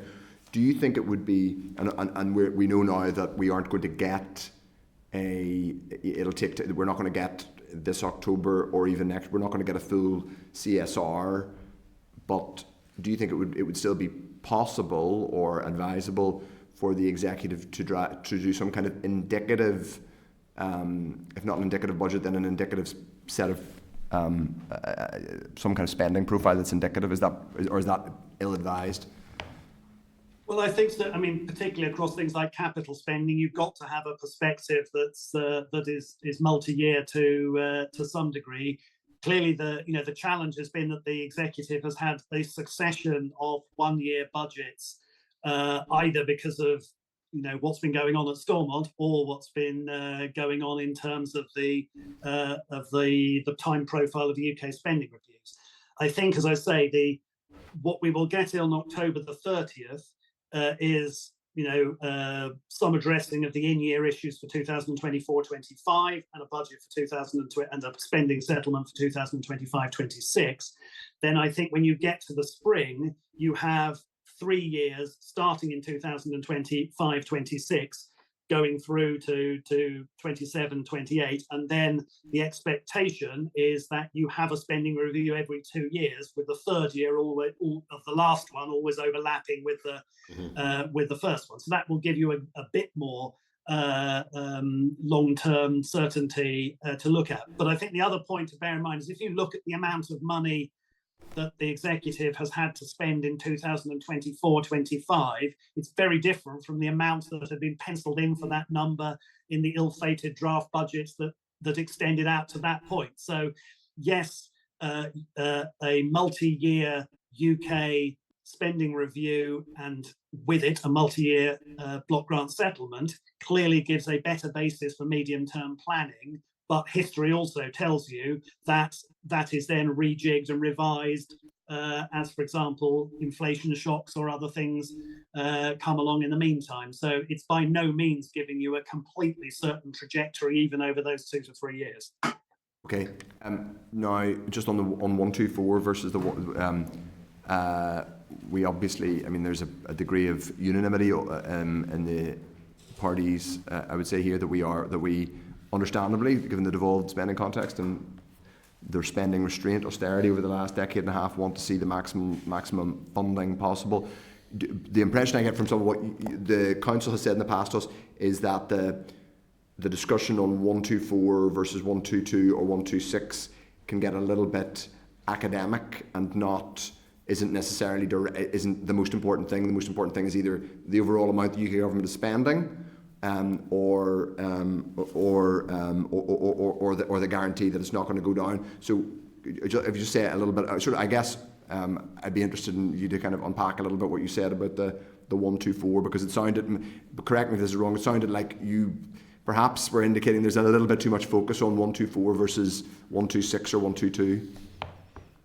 I think that's probably right. The amount of over the relatively short term, the amount of financial difference that would make to the total pot that the executive has to spend is relatively modest. As I say, the big gain in having a needs-based framework, albeit in the slightly odd applying the 124 to Barnet consequentials being added to the block grant rather than applying 124 to the block grant as a whole, is that it does at least prevent or ameliorate, other things being equal, the so-called Barnet squeeze, whereby over time you would see the premium that Northern Ireland funding is over English spending inexorably declining over time. So that is a good thing to have.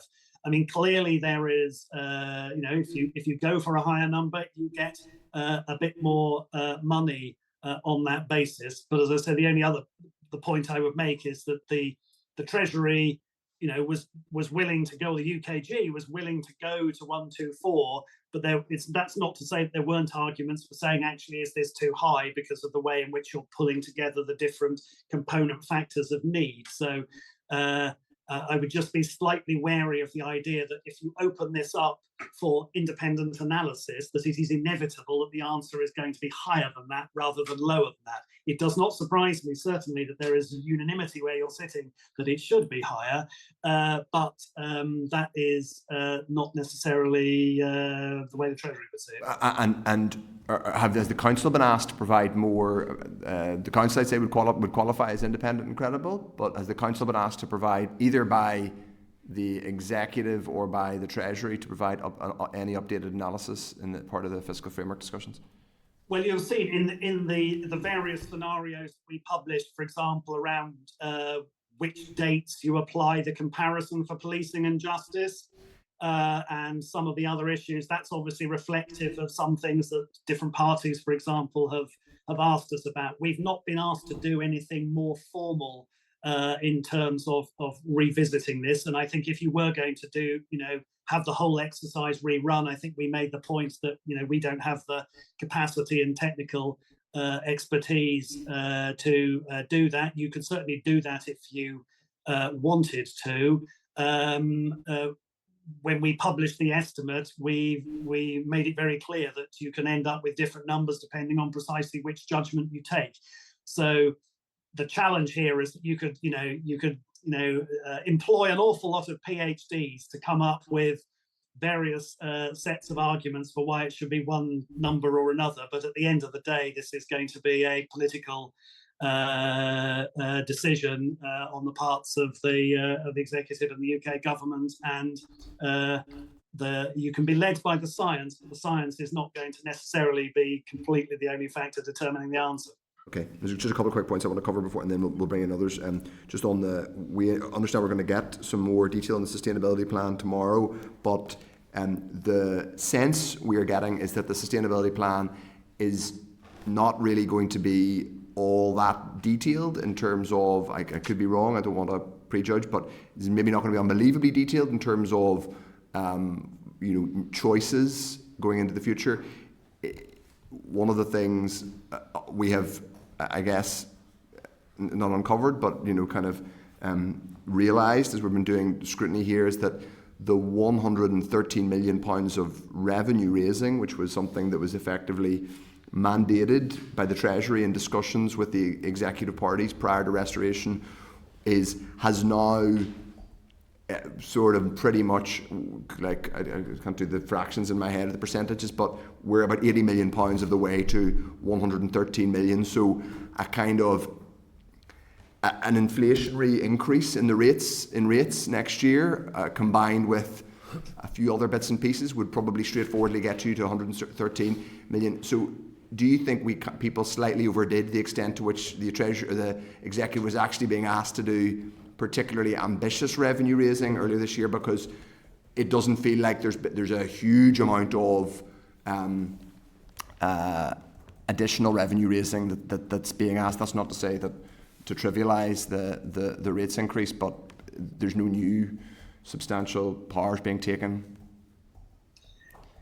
Yeah, I mean, well, I should just preface by saying I don't know what the scope of the sustainability plan is, how widely it will range over, for example, aspects of budget management process, the sorts of things we've been talking about on the in-year monitoring rounds, etc. But clearly quite a lot of focus, I presume, will be around the revenue question. As you say, a decision on the overall rates increase could get you quite a way to that.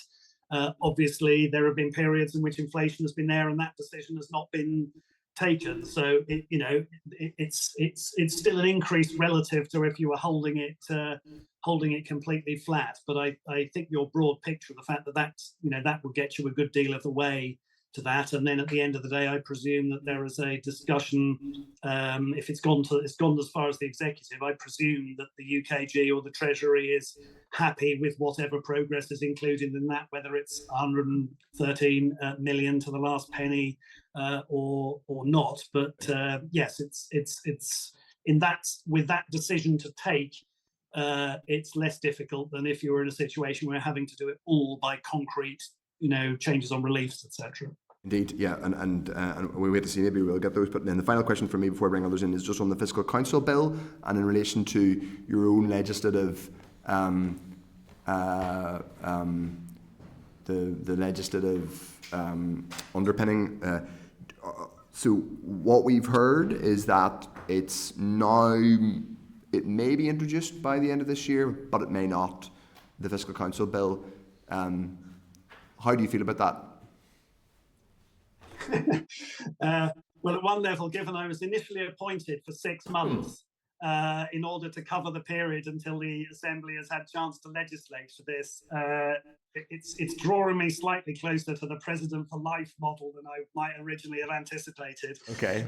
But yeah, no, it's clearly getting to a position in which it's the Fiscal Council has a legislative underpinning is desirable. It's very much in line with the OECD's best practice requirements for institutions of this sort. Yeah. So it would be a welcome and a good thing. That said, I'd rather it were done well than it were done quickly. We've had useful discussions. We've made some input in terms of things that ought to be thought about when the legislation is being drawn up. Mm-hmm. On a day-to-day basis, I have to say that, we are not suffering the things that fiscal councils normally complain about most, which is a sort of surreptitious squeeze on their budget or a failure to access the information that they need in order to do their jobs properly. And so I've not needed a legal underpinning to make that. It has been a cooperative engagement with the executive, indeed with the UK government when they were holding the purse. So there's not a sort of big day-to-day problem in doing what it is that we need to do, for which we're desperately waiting for the legal underpinning to come. That said, having a robust legal underpinning is the right thing to do for the long term, well designed. But obviously you can't, part of it is future-proofing because you may have a good relationship, and that's good to hear, with the current minister and the department as it's formulated at the minute, but that might not be the case in a year or 5 years. So, we may come back to that, but I'll bring in others now. Steve Aiken, first of all. Okay, thanks. Good to hear from you, Sir Robert and team. Thank you very much indeed. Just 2 quite short ones. It'd be surprising for me, Dennis, quite short ones, but I'm just going to get stuck in the first one. One of the questions that I've raised frequently with Caoimhe, our Finance Minister, is what degree of certainty we have on the 500 million from Treasury. And we've been given assurances all the way through.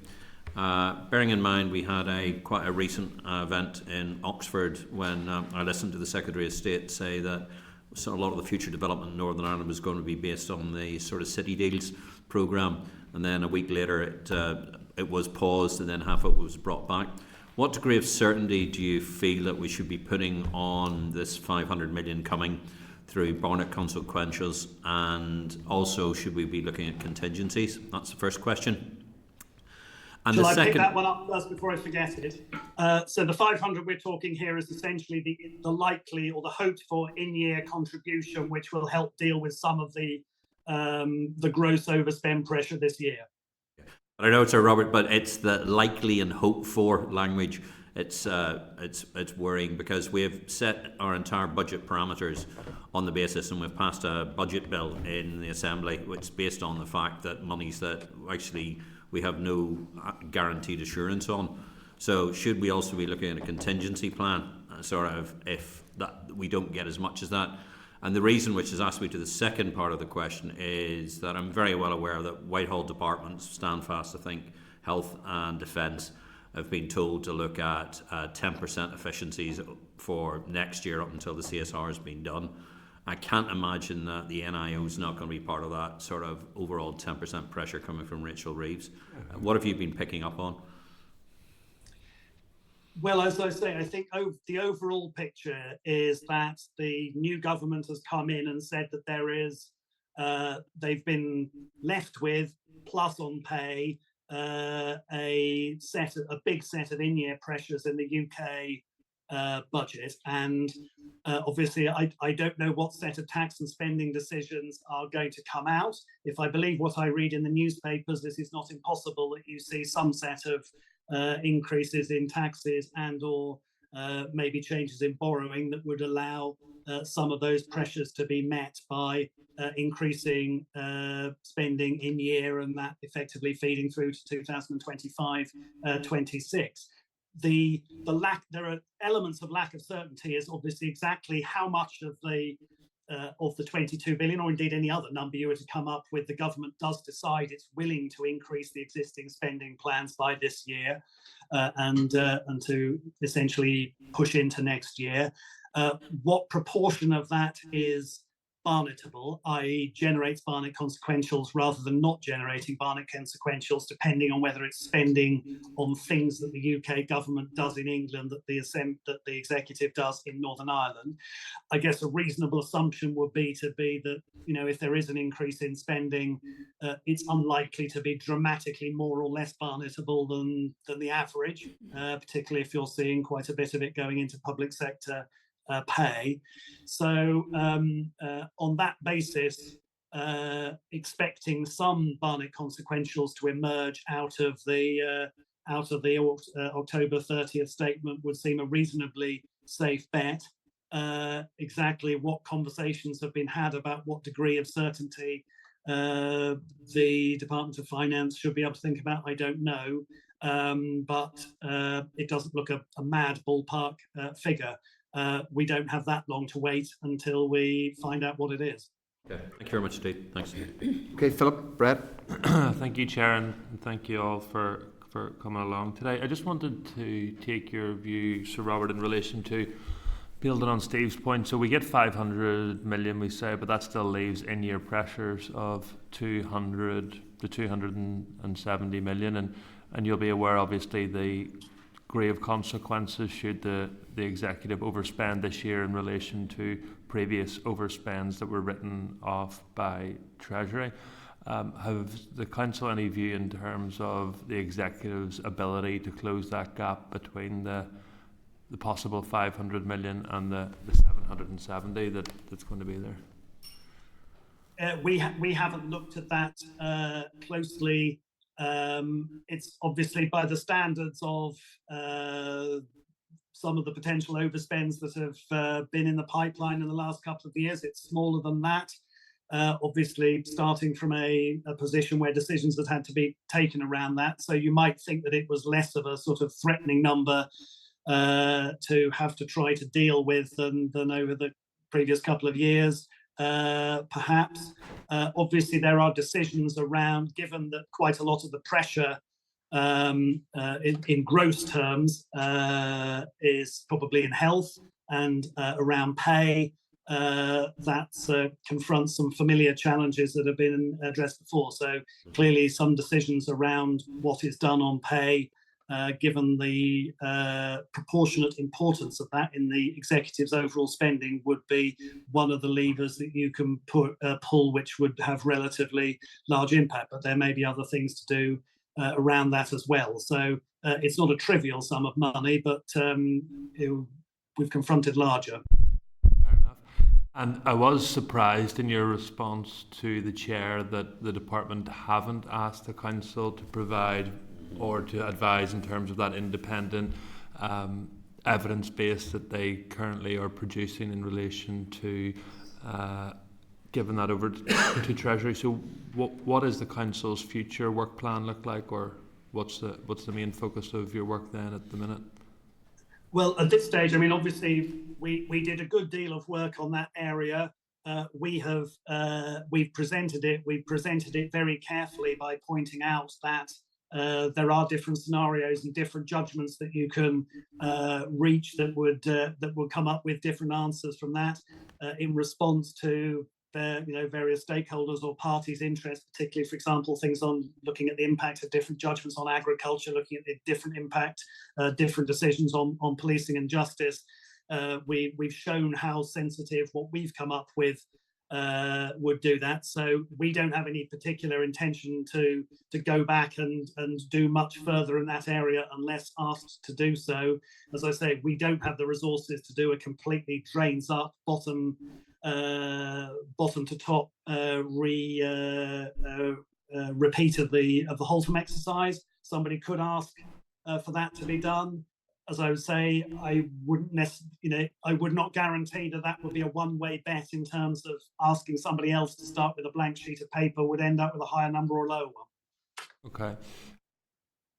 And then just finally, some of the decisions that have been taken by the UK government in relation to spending commitments here in Northern Ireland have either been paused or delayed, city deals, growth deals, Town Future Funds and a Levelling Up project. I'm just wondering, in your expert knowledge or view, Sir Robert, the figure that Treasury continues to purport that they were left with a £22 billion black hole is what they inherited. Obviously there's some discourse and disagreement over that figure. Do you have a view as to, is that a true and accurate figure? That's not something on which I'd reach an overall judgment. What I would say that there are some areas where the government has made the argument that those pressures are, as it were, ones that they inherited and had little choice over. So the number of people, inward migrants in hotel accommodation, etc., and whether that was basically an inheritance and a pressure that there was no reasonable way to come down on, versus the 22 billion does include a decision to increase public sector pay in a way in which the previous government did not necessarily need to make, or would not necessarily have made the same judgment, and indeed the current government could have made different ones. So the 22 billion is a sort of mixture of different numbers. It's way above my pay grade to say whether it's an appropriate, entirely appropriate way to come up with a number of that sort. But, given that number is out there, the idea that, there is likely to, the government thinks that there is likely to be a need to spend more money this year than the previous government has anticipated at the last fiscal event, does imply the possibility of an increase, and that does imply the possibility of violent consequentials. Diplomatic as ever, thank you. Very good. Deirdre Hartley. No, thanks very much for your answer so far. I suppose it was just to ask how much engagement you're having with the Department of Finance across all of the issues that are being discussed. We have a very good relationship with the departments. They've been very straightforward in terms of providing, where at all possible, the information that we've asked for. We've had access to talk to officials. They've taken an interest in the sort of what input we might have around the shape of the legislation, for example. That's obviously partly a matter for legislation drafters as well. I guess the biggest frustration on, a bit of information that we would have liked but not had is not really a Department of Finance issue. It's the one that was referred to in your earlier discussions, I think, with the chair about it would be very nice to know what the Treasury's methodology is for estimating the current size of the 1-2x premium, so that you can have a sensible discussion about what the impact of the top-up is, whether you're starting from below, from above, by how much difference does the restoration package make, etc. So of stuff we would like out of the official machine that we have not had yet, I think the one we would like, and there's clearly, political as well as technical reasons why it's difficult to provide it, is the methodology, so that we can all sit here with a spreadsheet of, well, what exactly has this premium done in the past, and what is a sensible prediction of what it might look like, depending on different assumptions about UK government spending and how you apply the top up in future. But we are promised, obviously, that this methodology has to be sorted out And I think it pretty much has to be sorted out in time for the next spending review, which is setting UK spending plans beyond 25-26. So presumably we will get something on that in the first quarter of next year, if not before. Yeah, and I suppose just following on from that, sorry, I know the Tony was saying earlier in terms of the public spending directorate within the department is already engaging the departments now in terms of looking at the budget period 26-27, how that feeds into the 5-year departmental plans and looking at budget improvement plans. So are you having engagement around that, or are there additional areas or frameworks that you would put in place in terms of making sure that aligns and that all of this work, feeds into the overall fiscal framework that's being developed? Yeah, we wouldn't get deeply engaged in the public spending or the more strategic level of public spending planning at that horizon. As I say, I think the key messages that we would be making at the moment, obviously, is that it's important to us that we have as good an understanding so we can talk to you about it, what in-year pressures are looking like, what the implications are for where you come up in future years. But in terms of the larger strategic judgments about priorities and the sorts of assumptions that, or rather the questions that the Department of Finance is going to departments with now, where I think obviously they will have written to departments, I presume, in August, if not earlier, to basically say, well, we need your clear, coherent plans for 2025-26. And then it's for them to decide how much further indicative material they think it's useful to ask departments to provide on the subsequent 2 years, when we're still a few months away from knowing what the UK government settlement is going to be, and therefore what the block grant settlement is going to be for 26-27 and 27-28.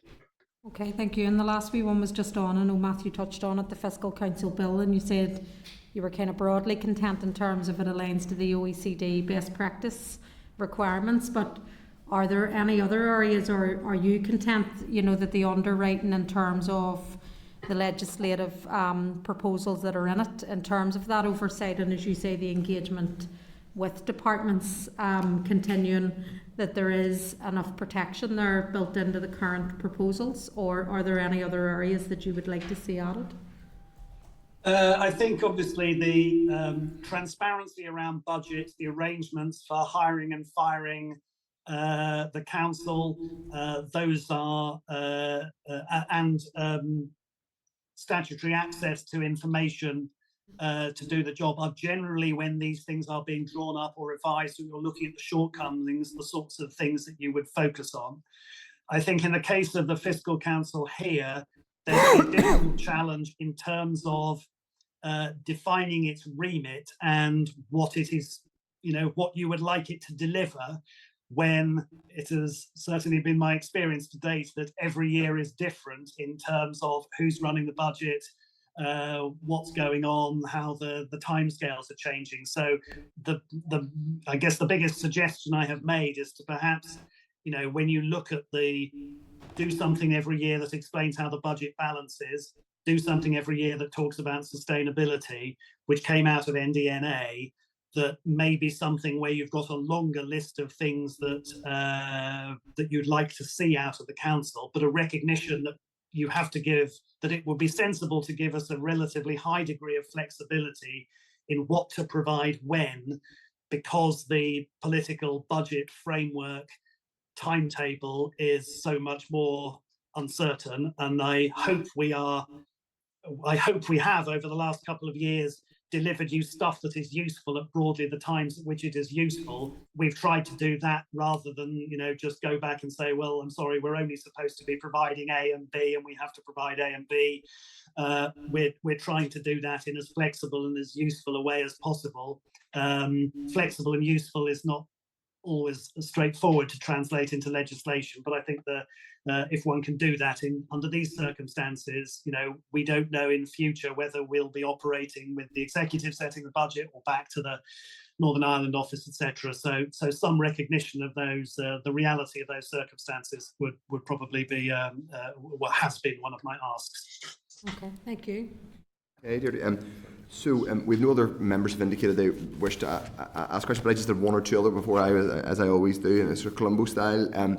Just on one of the other strands of work, which hasn't come up yet in evidence today, but it is very much connected to the overall package that was agreed in February, and I suppose the general theme of, or the connected themes of, budget sustainability, better management of finances, and more strategy generally, is the Public Service Transformation Board, which is also on an interim basis at the minute.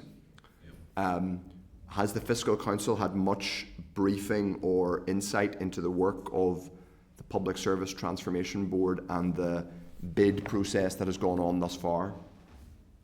I might, not personally, I might pass that one to Jonathan and ask whether he's had any substantive conversations on that point. Oh, just the same sort of level of discussion as was covered in the previous session in terms of the general idea, so not in terms of any specific projects or anything like that, just more along the same lines as what the committee was briefed on. And I don't think we've had any briefings with the Transformation Board as such either, between the council members and the board. Okay, I think that probably chimes a little bit with our sort of slightly incomplete or tentative levels of information. It was obviously the Public Service Transformation Board was supposed to be, it was a requirement first of all, and it was specifically linked to, I think, 220, I think just over £200 million of the restoration package was connected to the work of the PS. 235. And so it would be helpful if that perhaps something the Fiscal Council could think about and perhaps advise us on, certainly how, whenever there is more information about, there's a bidding process going on at the minute. This interim board is whittling down bids, although apparently they're not making decisions. They're acting as a priorities and options. They're acting in a kind of sieve format at the minute. But that's one I think for the council to Northern Ireland office to look at. With that, unless anybody else has any other questions, I did have one final question, which is I did ask in a previous mandate about the Fiscal Council having economic forecasting powers or responsibilities. Now that would obviously, based on the complement you have at the minute, that would probably require the Assembly or the Department giving you more resource. Is that something you think would be either a good idea or a bad idea, or would you not want to commit either way? Having spent 10 years doing economic and fiscal forecasting at the OBR, I would say don't do it unless you have to. The reality is, if you've set up a fiscal council and it's focused fundamentally on the finances of the executive and of the Northern Ireland public sector more broadly, as you've been discussing earlier, the vast bulk of the executive's money comes from the block grant, both the core barnetable bit of it and the non-barnet additions from packages, etc. Those are not determined by the performance of the Northern Ireland economy, important though that is in a whole lot of other spheres of economic and social outcomes, and even the regional rate.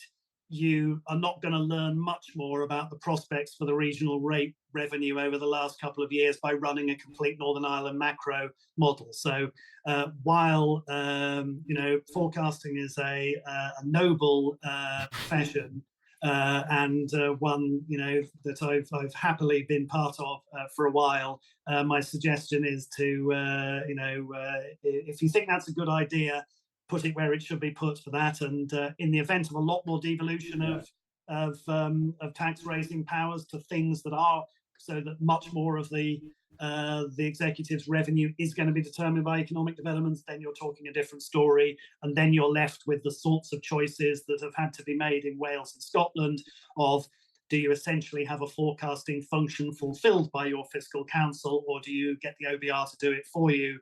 Is essentially the way it happens in Wales, or some other alternative. Would it be one final thing? Would a step short of that be mandating, or at least sort of suggesting that the Fiscal Council, in order to, I think, build upon the extremely excellent contribution the Fiscal Council has made to policy development here, to ask them to, not necessarily create or run their own model, but to publish a composite, a kind of an analysis of like a short page of like even a table or a set of tables which looks at what other forecasters in the market, as it were, in Northern Ireland are doing, or is that straying too far into that world? I mean, one could do that. As I say, it's something that anybody else could do as well. I'm quite a believer in if you're setting up these bodies, keep them focused on where they can add value. And I think having the Fiscal Council focused on the public finance elements, while the nature of the fiscal framework and the degree of devolution is what it is probably the sensible thing to do, rather than get us embroiled into a debate over, what are the drivers of Northern Ireland economic performance more broadly, which there are many other people who can contribute in that area. Okay, well, I can't promise I won't try and embroil the organisation further, but I appreciate the clear view you've given me on that. Okay, unless anybody else wishes to come in, thank you very much to Robert, Maureen, and Jonathan. Thank you. Thanks, really, really useful. Cheers. Thanks very much. Thank you. We'll talk to you again soon. Thank you, everybody. Okay, then to return, folks. Thank you, Jonathan. And thanks, members. We have completed our oral evidence session, but we still have other bits and pieces that we didn't complete earlier on. So I just need to run through matter chairperson's business and matters arising. So if people, and again we're jumping around a bit, but agenda item 3 is chairperson's business. The first is page 6 of the meeting pack. Members will see an invitation to the launch of the Centre for Public Policy and Administration Friday the 25th of October from 9 a.m. to 1 p.m. in Queen's University Belfast. Further detail can be found on page 3 of the tabled pack, including the aims and objectives of the CPPA, which is to kind of bring together policy making expertise and operate as a source of probably academic development, but also policy expertise for policymakers here, and hopefully it will be a useful contribution.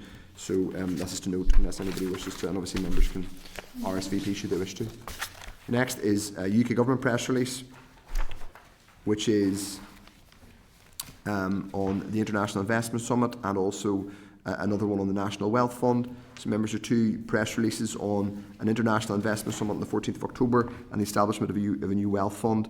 The latter, which is designed to align the UK Infrastructure Bank and British Business Bank, which also includes the establishment of a National Wealth Task Force.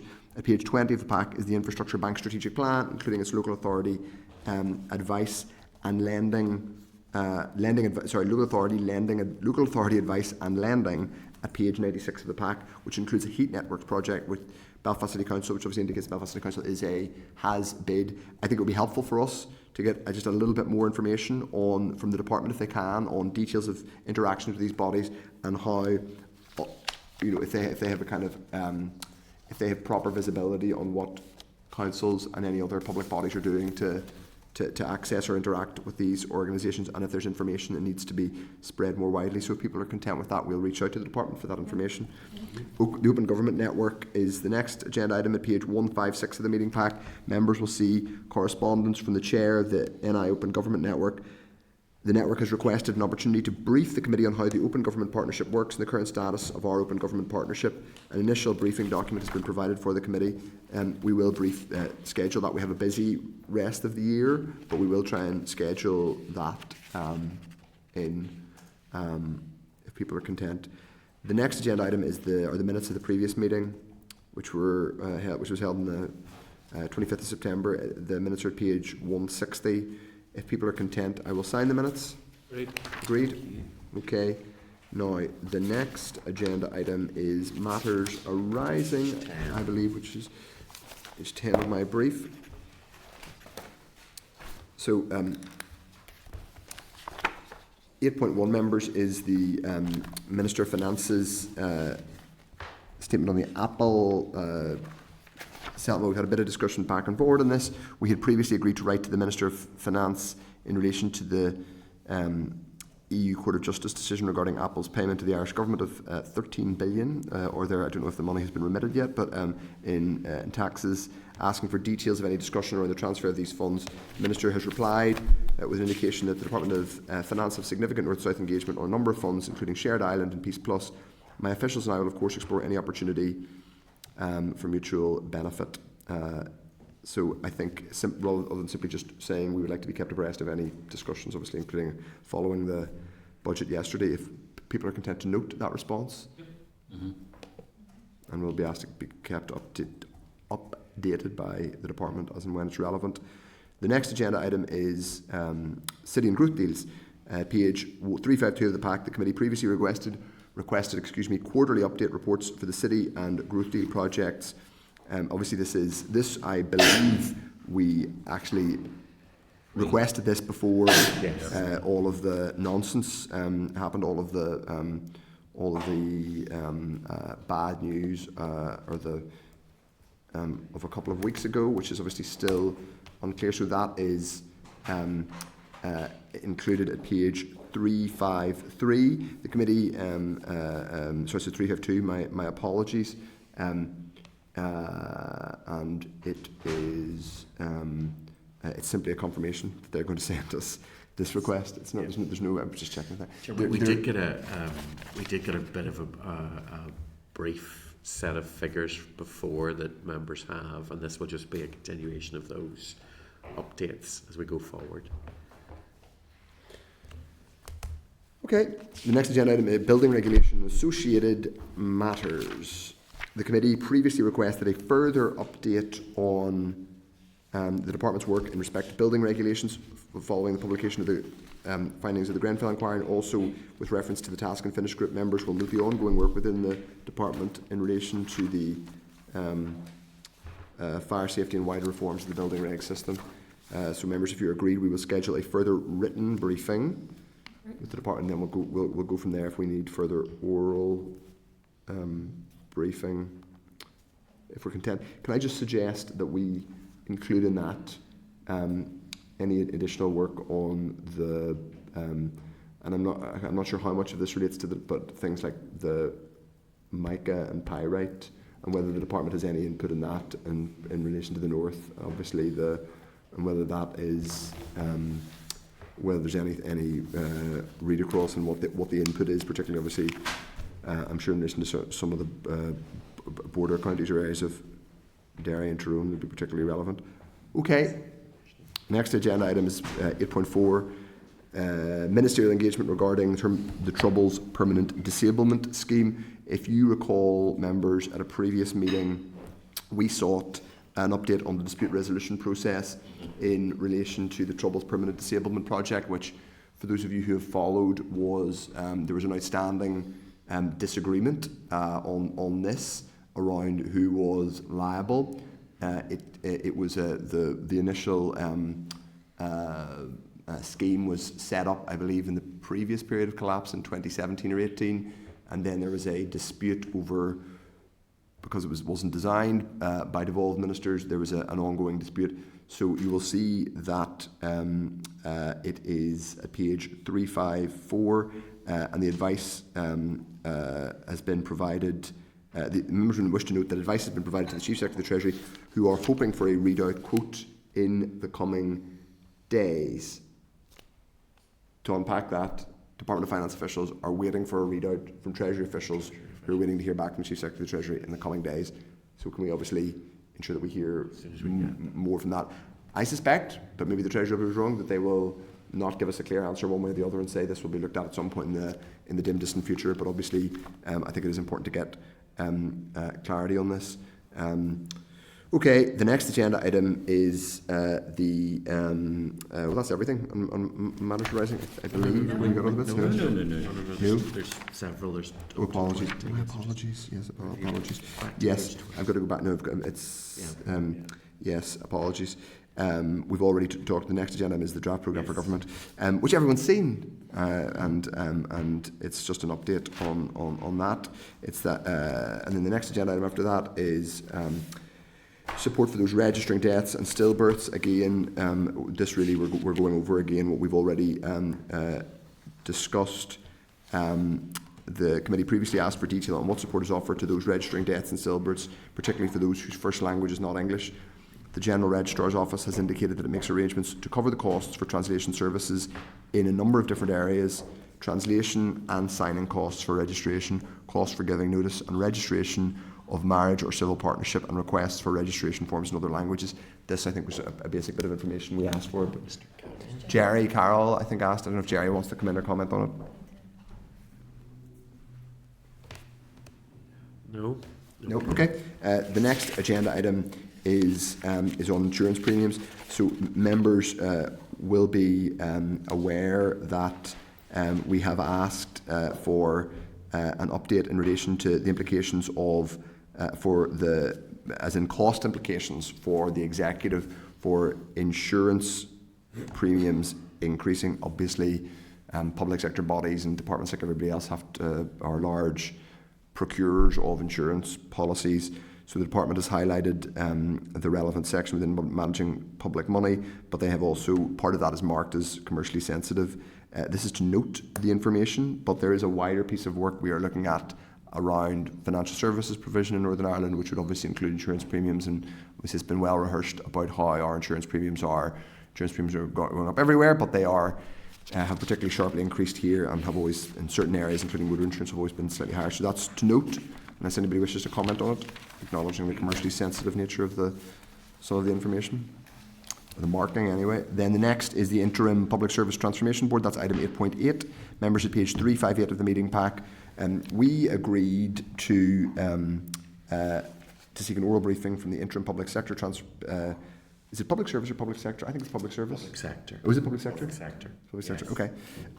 Transformation Board. That's obviously not the important thing, but and the department has indicated the interim board has welcomed this invitation, and its chair will seek to arrange a mutually suitable date. Hasn't welcomed to the extent of agreeing a date to brief us, but they have welcomed the principle. Anyway, as indicated in our forward work programme, this is scheduled for 16th of October, but it hasn't been scheduled, so that's a fortnight today. I think we'd obviously like to do that briefing sooner rather than later, because I think it is really important, particularly given the nature of the transformation funding and us being assured that it's connected to actual transformation priorities rather than just doled out. That's to note unless anybody wishes to comment. Was our invitation was extended obviously to the chair, but all members or just all members of the PSTB? Okay, the next agenda item relates to joint exchequer meetings, and we covered again some of this earlier on with the departmental officials. Members at page 359 of the meeting pack, you will see that we previously agreed to seek details of what joint exchequer committee meetings have taken place thus far. That is included page page 336. Page 336 are the terms of reference of the Joint Exchequer Committee and the Interim Fiscal Framework, which we've also just discussed. But page 359 is the actual information we asked for, which is how many have happened, and the answer is 1, which is it's better than none. It's better than none. Yeah, I suppose we would wonder. Well, hopefully, whenever there is some more detail around the fiscal framework, it will meet again. Chair, I think that's what officials were suggesting. Yeah, that the officials here with Treasury will feed up, and that will prompt then meetings of the JEC. Okay, that's just a note at this stage. Unless anybody else wants to come in, the next agenda item relates to financial engagement with. Ministerial engagement with financial services bodies and banks. We requested an update on the ministerial engagement with UK financial services bodies and banks. So members, we previously noted that the Minister met with the ABI and BIBA to discuss insurance prices, which we've also touched on a couple of items ago. The Minister it is now indicated the Minister will host a banking roundtable on the 20th of November, which will include a range of stakeholders, including representatives from the banking and financial services industry. Trade unions, business bodies and consumer and community organisations have been invited. The FCA has indicated it will attend. A summary report will be produced following the event, which will be shared with the committee in due course. Now, this is to note, but members, I think there is a broad agreement that we take this. I think we're not just doing it of our own back. There's clearly the department is doing work on this. I have asked a question, and now, perhaps my question wasn't as clearly framed as it could have been. I'm interested to know whether the department is preparing for the minister any analysis of any potential legislative intervention or even change to the pitch to the UK government about how powers might change. Clearly the minister is engaging. It might be that she's doing it purely for information, and that's totally legitimate, just to be absolutely clear. I think it's good that she's doing this, but if she establishes in her interactions, or if we establish in our investigations that there are structural issues around the financial services sector in Northern Ireland, that consumers or businesses are being systematically let down because of some of the issues I think we need to start thinking about what are the kind of policy interventions. Financial services is a reserved rather than an accepted matter, so it is possible for the Northern Ireland Assembly to legislate if permission is granted. So I think we should ask the question whether any briefing has been prepared for the minister on potential policy interventions, not just kind of engagement. Important though the engagement is, I think it would be helpful to know whether the department is saying, well, if, for example, you wanted to do something more ambitious in a policy sense. So we know, for example, that there has been one policy intervention which is around the rates exemption for the micro exemption for rural ATMs, which is totally sensible, but is a relatively small intervention. I think we should just get it. I would like, if members are content, to have a fuller briefing from the department about what is the policy agenda simply engagement to understand what's happening, and that's legitimate. But is there other work going on in the background? I think that would be helpful to find out, and it may well be that there should be, and maybe we can feed into that work. Great. Yeah. The next is the NI Investment Fund. Members, this is page 361. The committee previously agreed a briefing on the NI Investment Fund, which also, the investment strategy came up in our briefing with the Fiscal Council, to include details of how DOF fits into the governance framework of the fund. The briefing provided covers a range of bits of information around the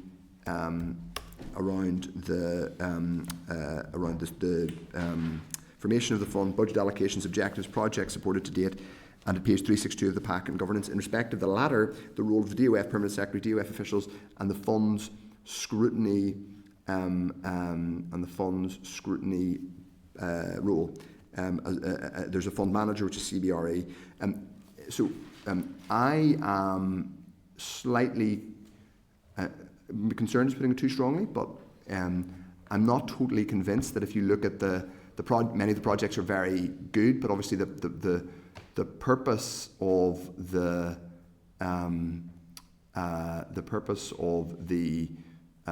investment fund is to leverage private sector investment that might not otherwise happen. And if you look at the initial scope of what was included, it was low carbon. It included things like photovoltaic technology. Lots of things there are not necessarily transformative. There's nothing wrong with building. They're important. We need office accommodation, student accommodation, hotels. But I don't think you could look at that list and think that those are genuine transformations. So I would like, if members are content, for us to ask the department to give us an analysis of why, or to ask from the fund itself, because obviously it's managed by CBRE, an analysis of why all the other sectors that have been mentioned as priority sectors haven't had any funding yet. Is it simply an absence of interest, or is it that they've made the commercial decision that these are the best returns on investment? And I suppose, and if that's the case, then you then get into a question about additionality. Would all these things have not been commercially funded without the investment fund? And I just think that's a question we should ask. And depending on what the information we get back is, I think we could think about an evidence session, or asking questions as part of another evidence session. Steve Aiken, I just agree with that, sort of, Chair. I mean, I'm trying to work out why they've decided to use the Northern Ireland Investment Fund for this particular vehicle. It just seems unusual. That is it? Do they not have any access to other funding, or do they not? I just The more I've looked into it, the more I'm sort of puzzled. Well, puzzled is the wrong word. I don't really understand why this has been the particular mechanism for using this for this particular thing. Yes, I don't know why. not entirely sure that giving that the effectively the executive underwriting an £8 million loan to a car park is a particularly justifiable or ambitious. I'm sure that's very green. It's certainly not very green, but I don't know if it's very. But I think it's worth us finding out. Deirdre? I think to get more information and to scrutinise, I think it's a good thing.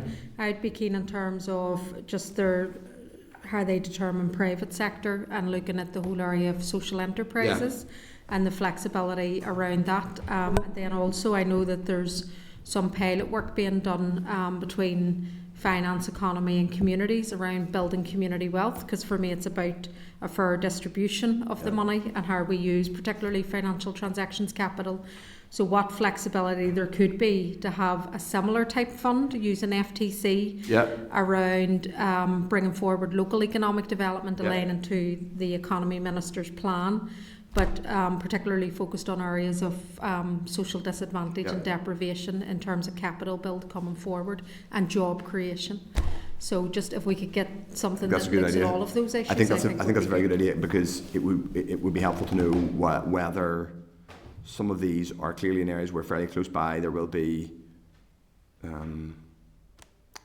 say, York Street is close to New Lodge, which is an area of high deprivation, but we don't know that. I'm sure hopefully people who live in New Lodge and Tigers Bay are employed there, but we need to know that it's being targeted in a way which is actually designed to, I'm just picking that as an example because it's in the table in front of me. But I think we should get more information, and I think Deirdre's points are very good ones, because okay, so people are happy, content with that. Any other comments? The next agenda item is from the department, is on peaks and troughs of expenditure. So this is something that the Deputy Chair, who's not able to be with us today, particularly reflecting her professional background, has been interested in. During consideration of monthly outturn data, members requested that anticipated peaks and troughs of expenditure be highlighted by the department. So this is ensuring that we have a view of what's coming in. The department indicates that the monthly forecast outturn provided to the committee will include anticipated peaks and troughs in department's expenditure, but it will be on an accruals basis, i.e. when the department benefited from the expenditure incurred or from the income earned, rather than when the cash was paid. Details also provided in relation to the two ways departments use the NI Consolidated Fund for cash funding, the supply process for civil contingencies. So I'm minded to go through all that to have a standing, or because the Deputy Chair has a particular interest in this, to invite her to make a comment on it next week. But anybody else who wishes to comment? Yeah, I'd say the same thing. So yeah, it's fair enough. Okay, grand. People in note, and then we'll invite the Deputy Chair to make a comment on it next week if people are content. So then the next agenda item is from the department on pre-recorded interview processes. So this is to do with the some of the data that was uncovered around I think the number of people who had issues to do with technological problems during job interviews with the civil service. So the committee previously, and that's at page 367, we previously considered concerns with the pre-recorded interview process used in NIC's recruitment. The department has provided further detail on the guidance sent to candidates about quote compatible devices, which appears to be via a help centre link with a troubleshooting section. The department also confirmed that the interview process could be conducted in any location with a suitable or stable internet connection. So that means you could do it from, if you're someone applying for a job in Derry, you can do the interview from Donegal, or even from their holiday hotel room in Majorca, which is not illegitimate either. Finally, that NIC's HR do not have the detail of the specific technical issues encountered by 427 candidates, only that it was, quote, from an end user perspective. So this is what we were told previously for context. Well, actually, I won't read all that out. If people will have it in the pack. Yes. Yeah, just Chair.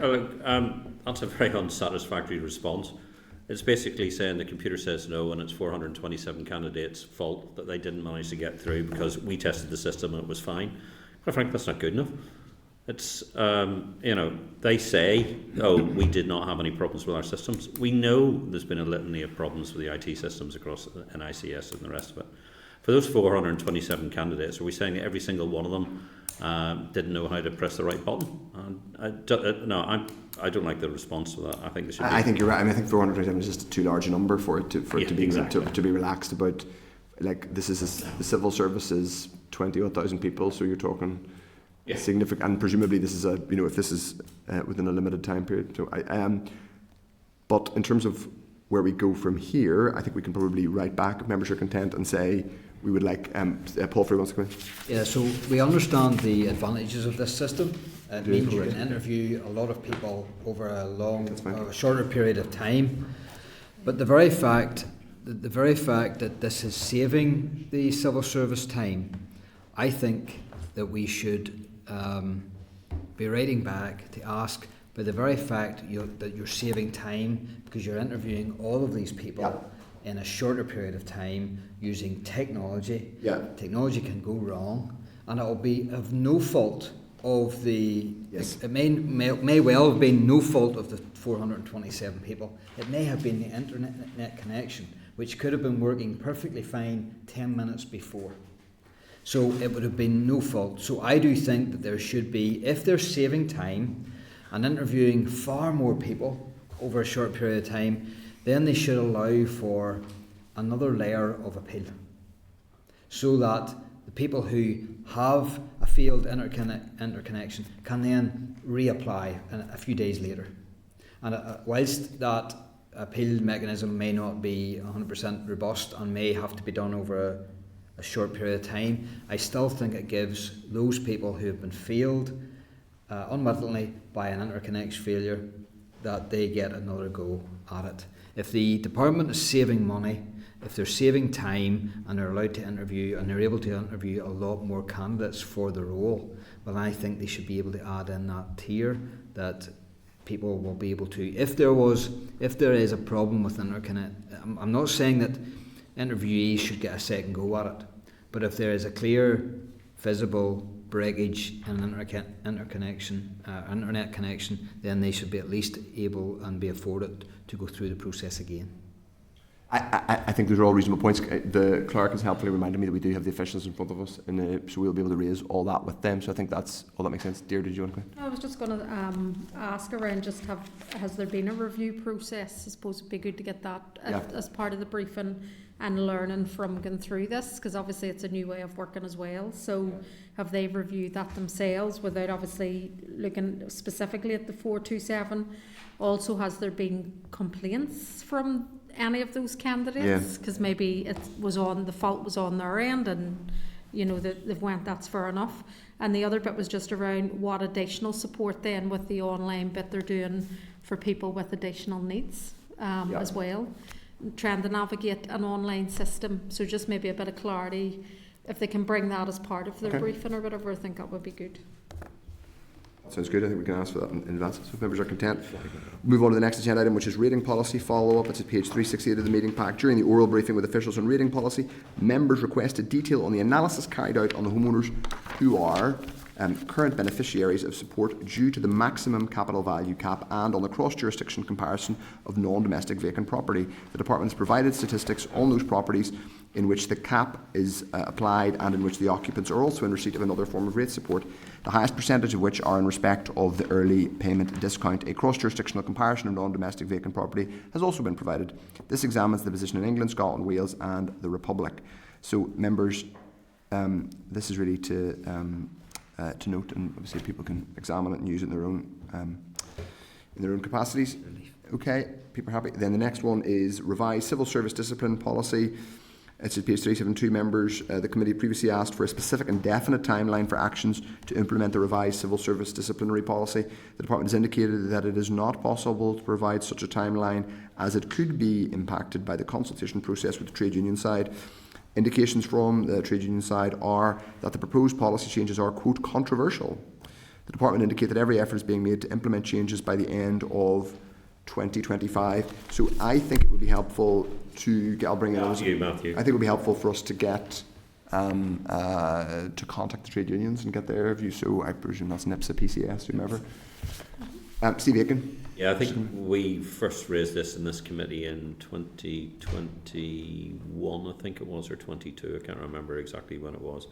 And we were told that it was ongoing, but they couldn't have a discussion with us because it was all confidential and they're still talking to the trade unions.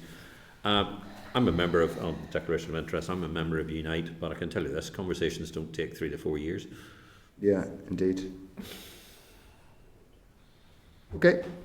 Great. We'll contact them. We'll get in contact. Yep, great. Excellent. People are content? Yep.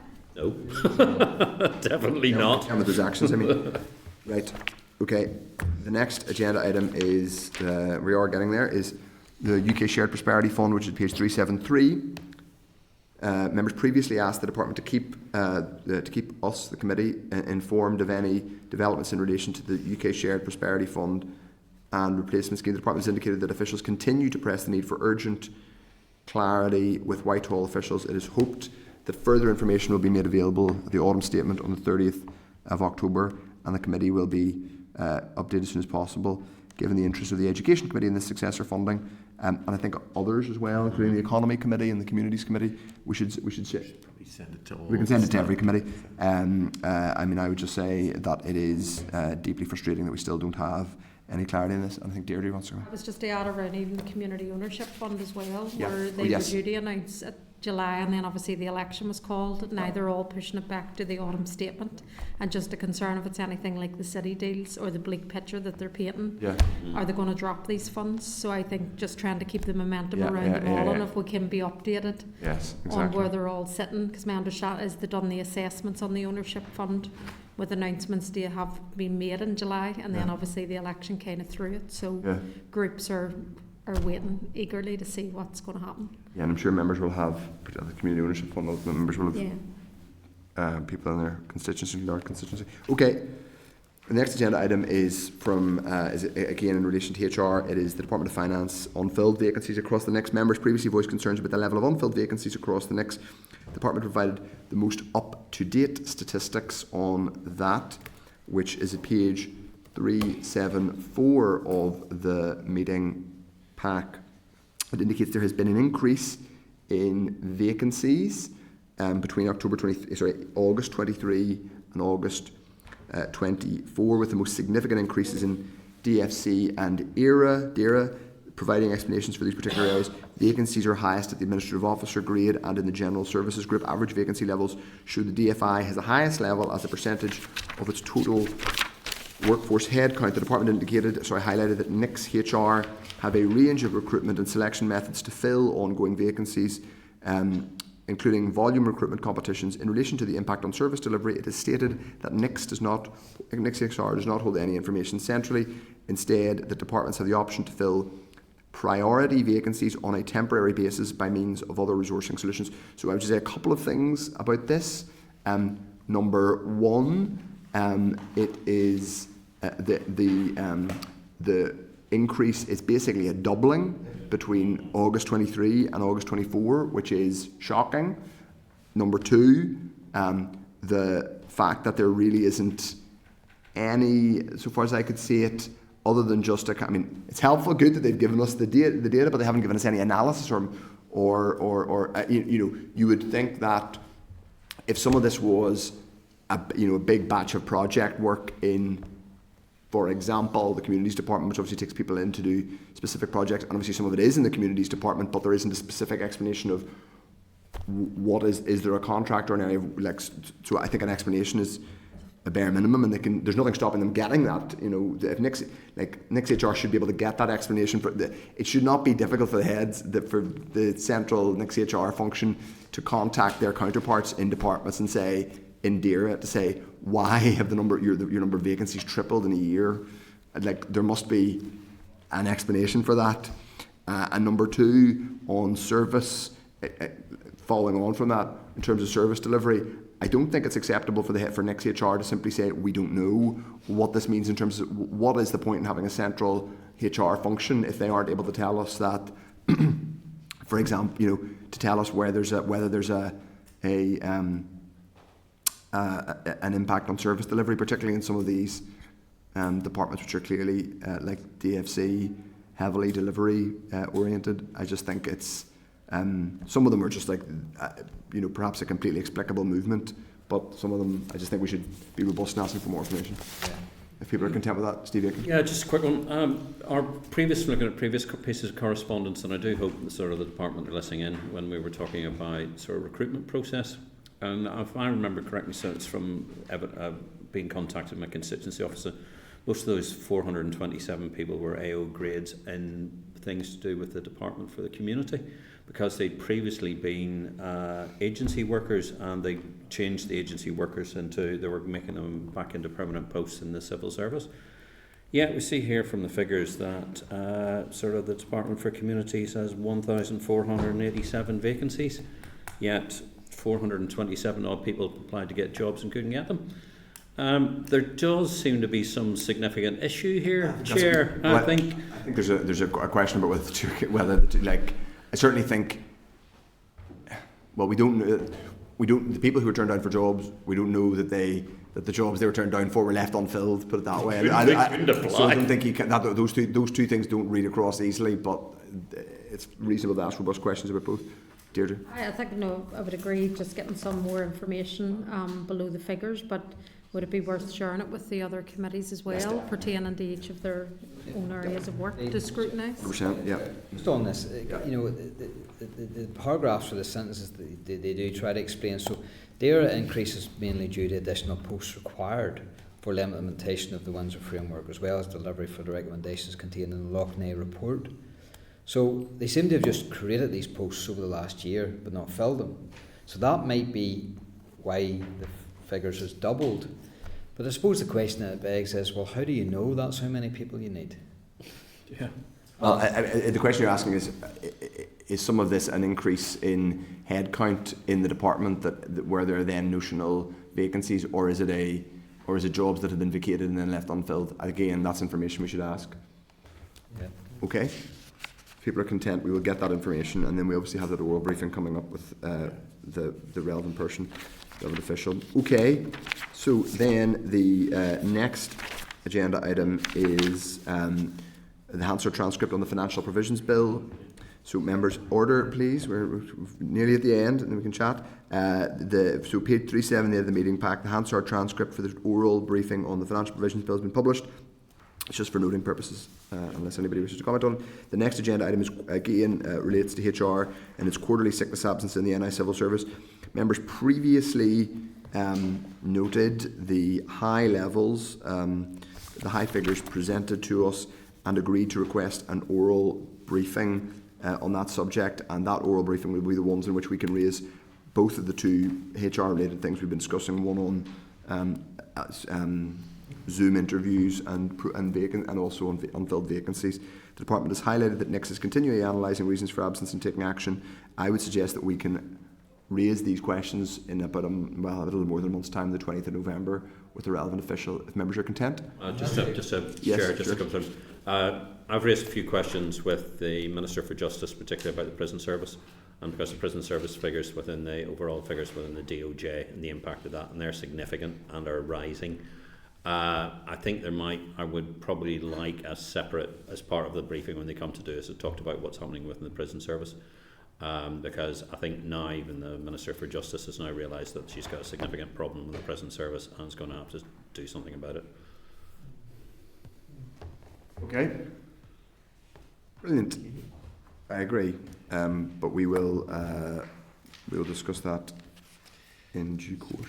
Okay, the next agenda item is on correspondence, which starts at page 474. And there's one item of correspondence to discuss, which is from the department regarding appointments to the Board of Utility Regulators. So that's just a note, unless any member wishes to make any comment on that. Okay. Just a quick one. Obviously, we've seen quite a few appointments and personnel changes and all the rest of it. Just wonder if it would be useful for the committee to get an overview of some of the changes that have been going on, because we only recently found out that we've got a new head of LPS, and the ex-head of LPS was disappearing. There are quite a lot of the quangos are moving around as well, and I mean I haven't seen anywhere anybody producing a list of here's the latest organogram of where it. I think that's a reasonable question. I think it's important to say first of all these are board appointments. These people aren't civil servants as far as I'm aware. They are being appointed to board roles, which is as distinct from a permanent secretary role. Yeah, but yes, I think it's reasonable for us to ask. Do you have oversight of the day of ownership of that public appointment? Whatever the grade, so that perhaps permanent secretary in the grade below. I don't think it would be reasonable. I don't think every single senior civil servant, or even below that we would go into that level of detail. So just to the chair, sir, I think my point, just to get it we've had recent evidence about sort of the interim transformation board and sort of the names on that, the formations of boards here and there. We've seen recent moves in various other boards. There seems to be, and all these are being paid from the public purse and the rest of it. And they actually kick off through the Department of Finance. So it just seems to be, it would be useful to get a sense of what's happening, because the landscape seems to be changing, and I'm not quite sure what the landscape looks like at the moment. Okay, thank you.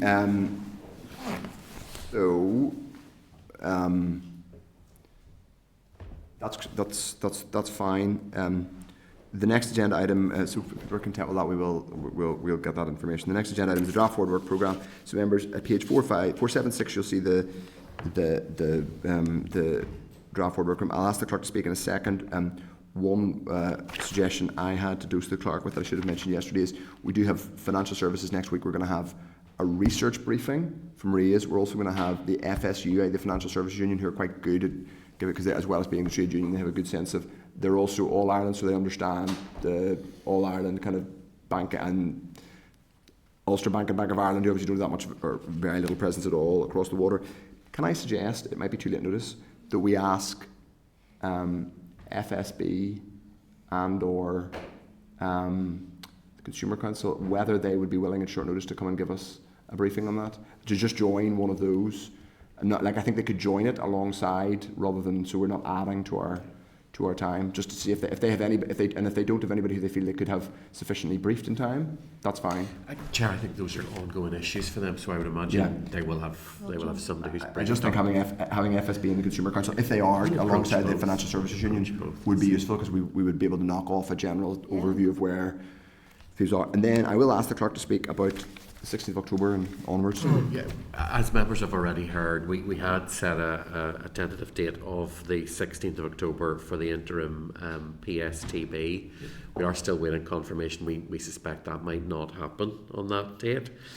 We've moved marriage bill into the 23rd of October. We've just done a bit of shuffling around.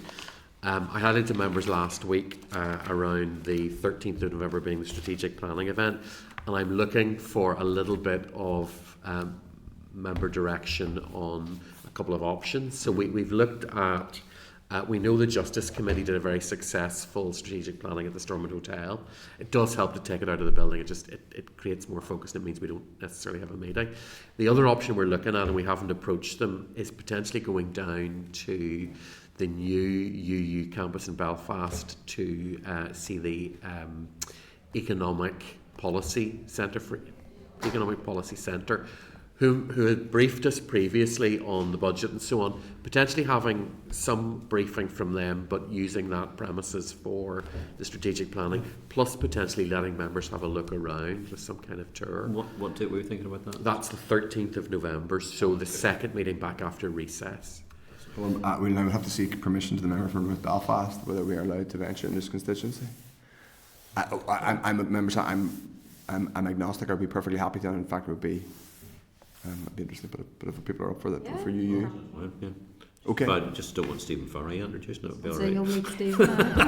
We'll take evidence from Stephen Farry if he's. Who knows what the future holds, Chair? Who knows what the future holds? Oh, sorry. Through the chair. Apologies. I won't be here on the 23rd. Regrettably, I have to go and do some election observation. Oh, do you? Mm-hmm. We'll pursue that option then, Chair. That's very helpful. Thank you, members. Yeah. Okay. If that's everything, then we just have any other business before? Yeah, just one issue. It was Yes. just in relation to future timings of our committee. So I know the last 2 weeks has met at 1, and I have no problem with that at all. It's just, can we decide at some point, just because sometimes my office puts meetings in for 1 o'clock and then I have to cancel them. So it's just I'm happy if the committee does meet at 1, but if we just make that permanent, or if we're going to continue to meet at 2. I think that's what we might look at doing is our flexibility here is limited by who's in before us. Yeah. When we do move to the Senate, When we do move to the Senate, there is theoretically, no one in before us, and it would allow the committee to make a permanent move if it so chose. Definitely. Because I do appreciate members of other meetings organised and so on, and the last couple of weeks has largely been to accommodate the sheer number of witnesses we're bringing in. But we hopefully will be able to have a discussion, make a permanent kind of decision once that move happens. I think that's a completely reasonable thing to ask, because it either needs to be fixed, the whole point is that it's fixed at a certain time, particularly because obviously people are in more than one committee and chairing a committee in the morning and need to eat lunch at some point. Indeed, that's a key thing. Okay, but that's completely reasonable. We will decide that, and I think and stabilise it, and obviously that it's an important thing to sort out ASAP. Okay, if people are content, I will declare the meeting's now adjourned. The meeting's now adjourned. Committee Room 21. Sound.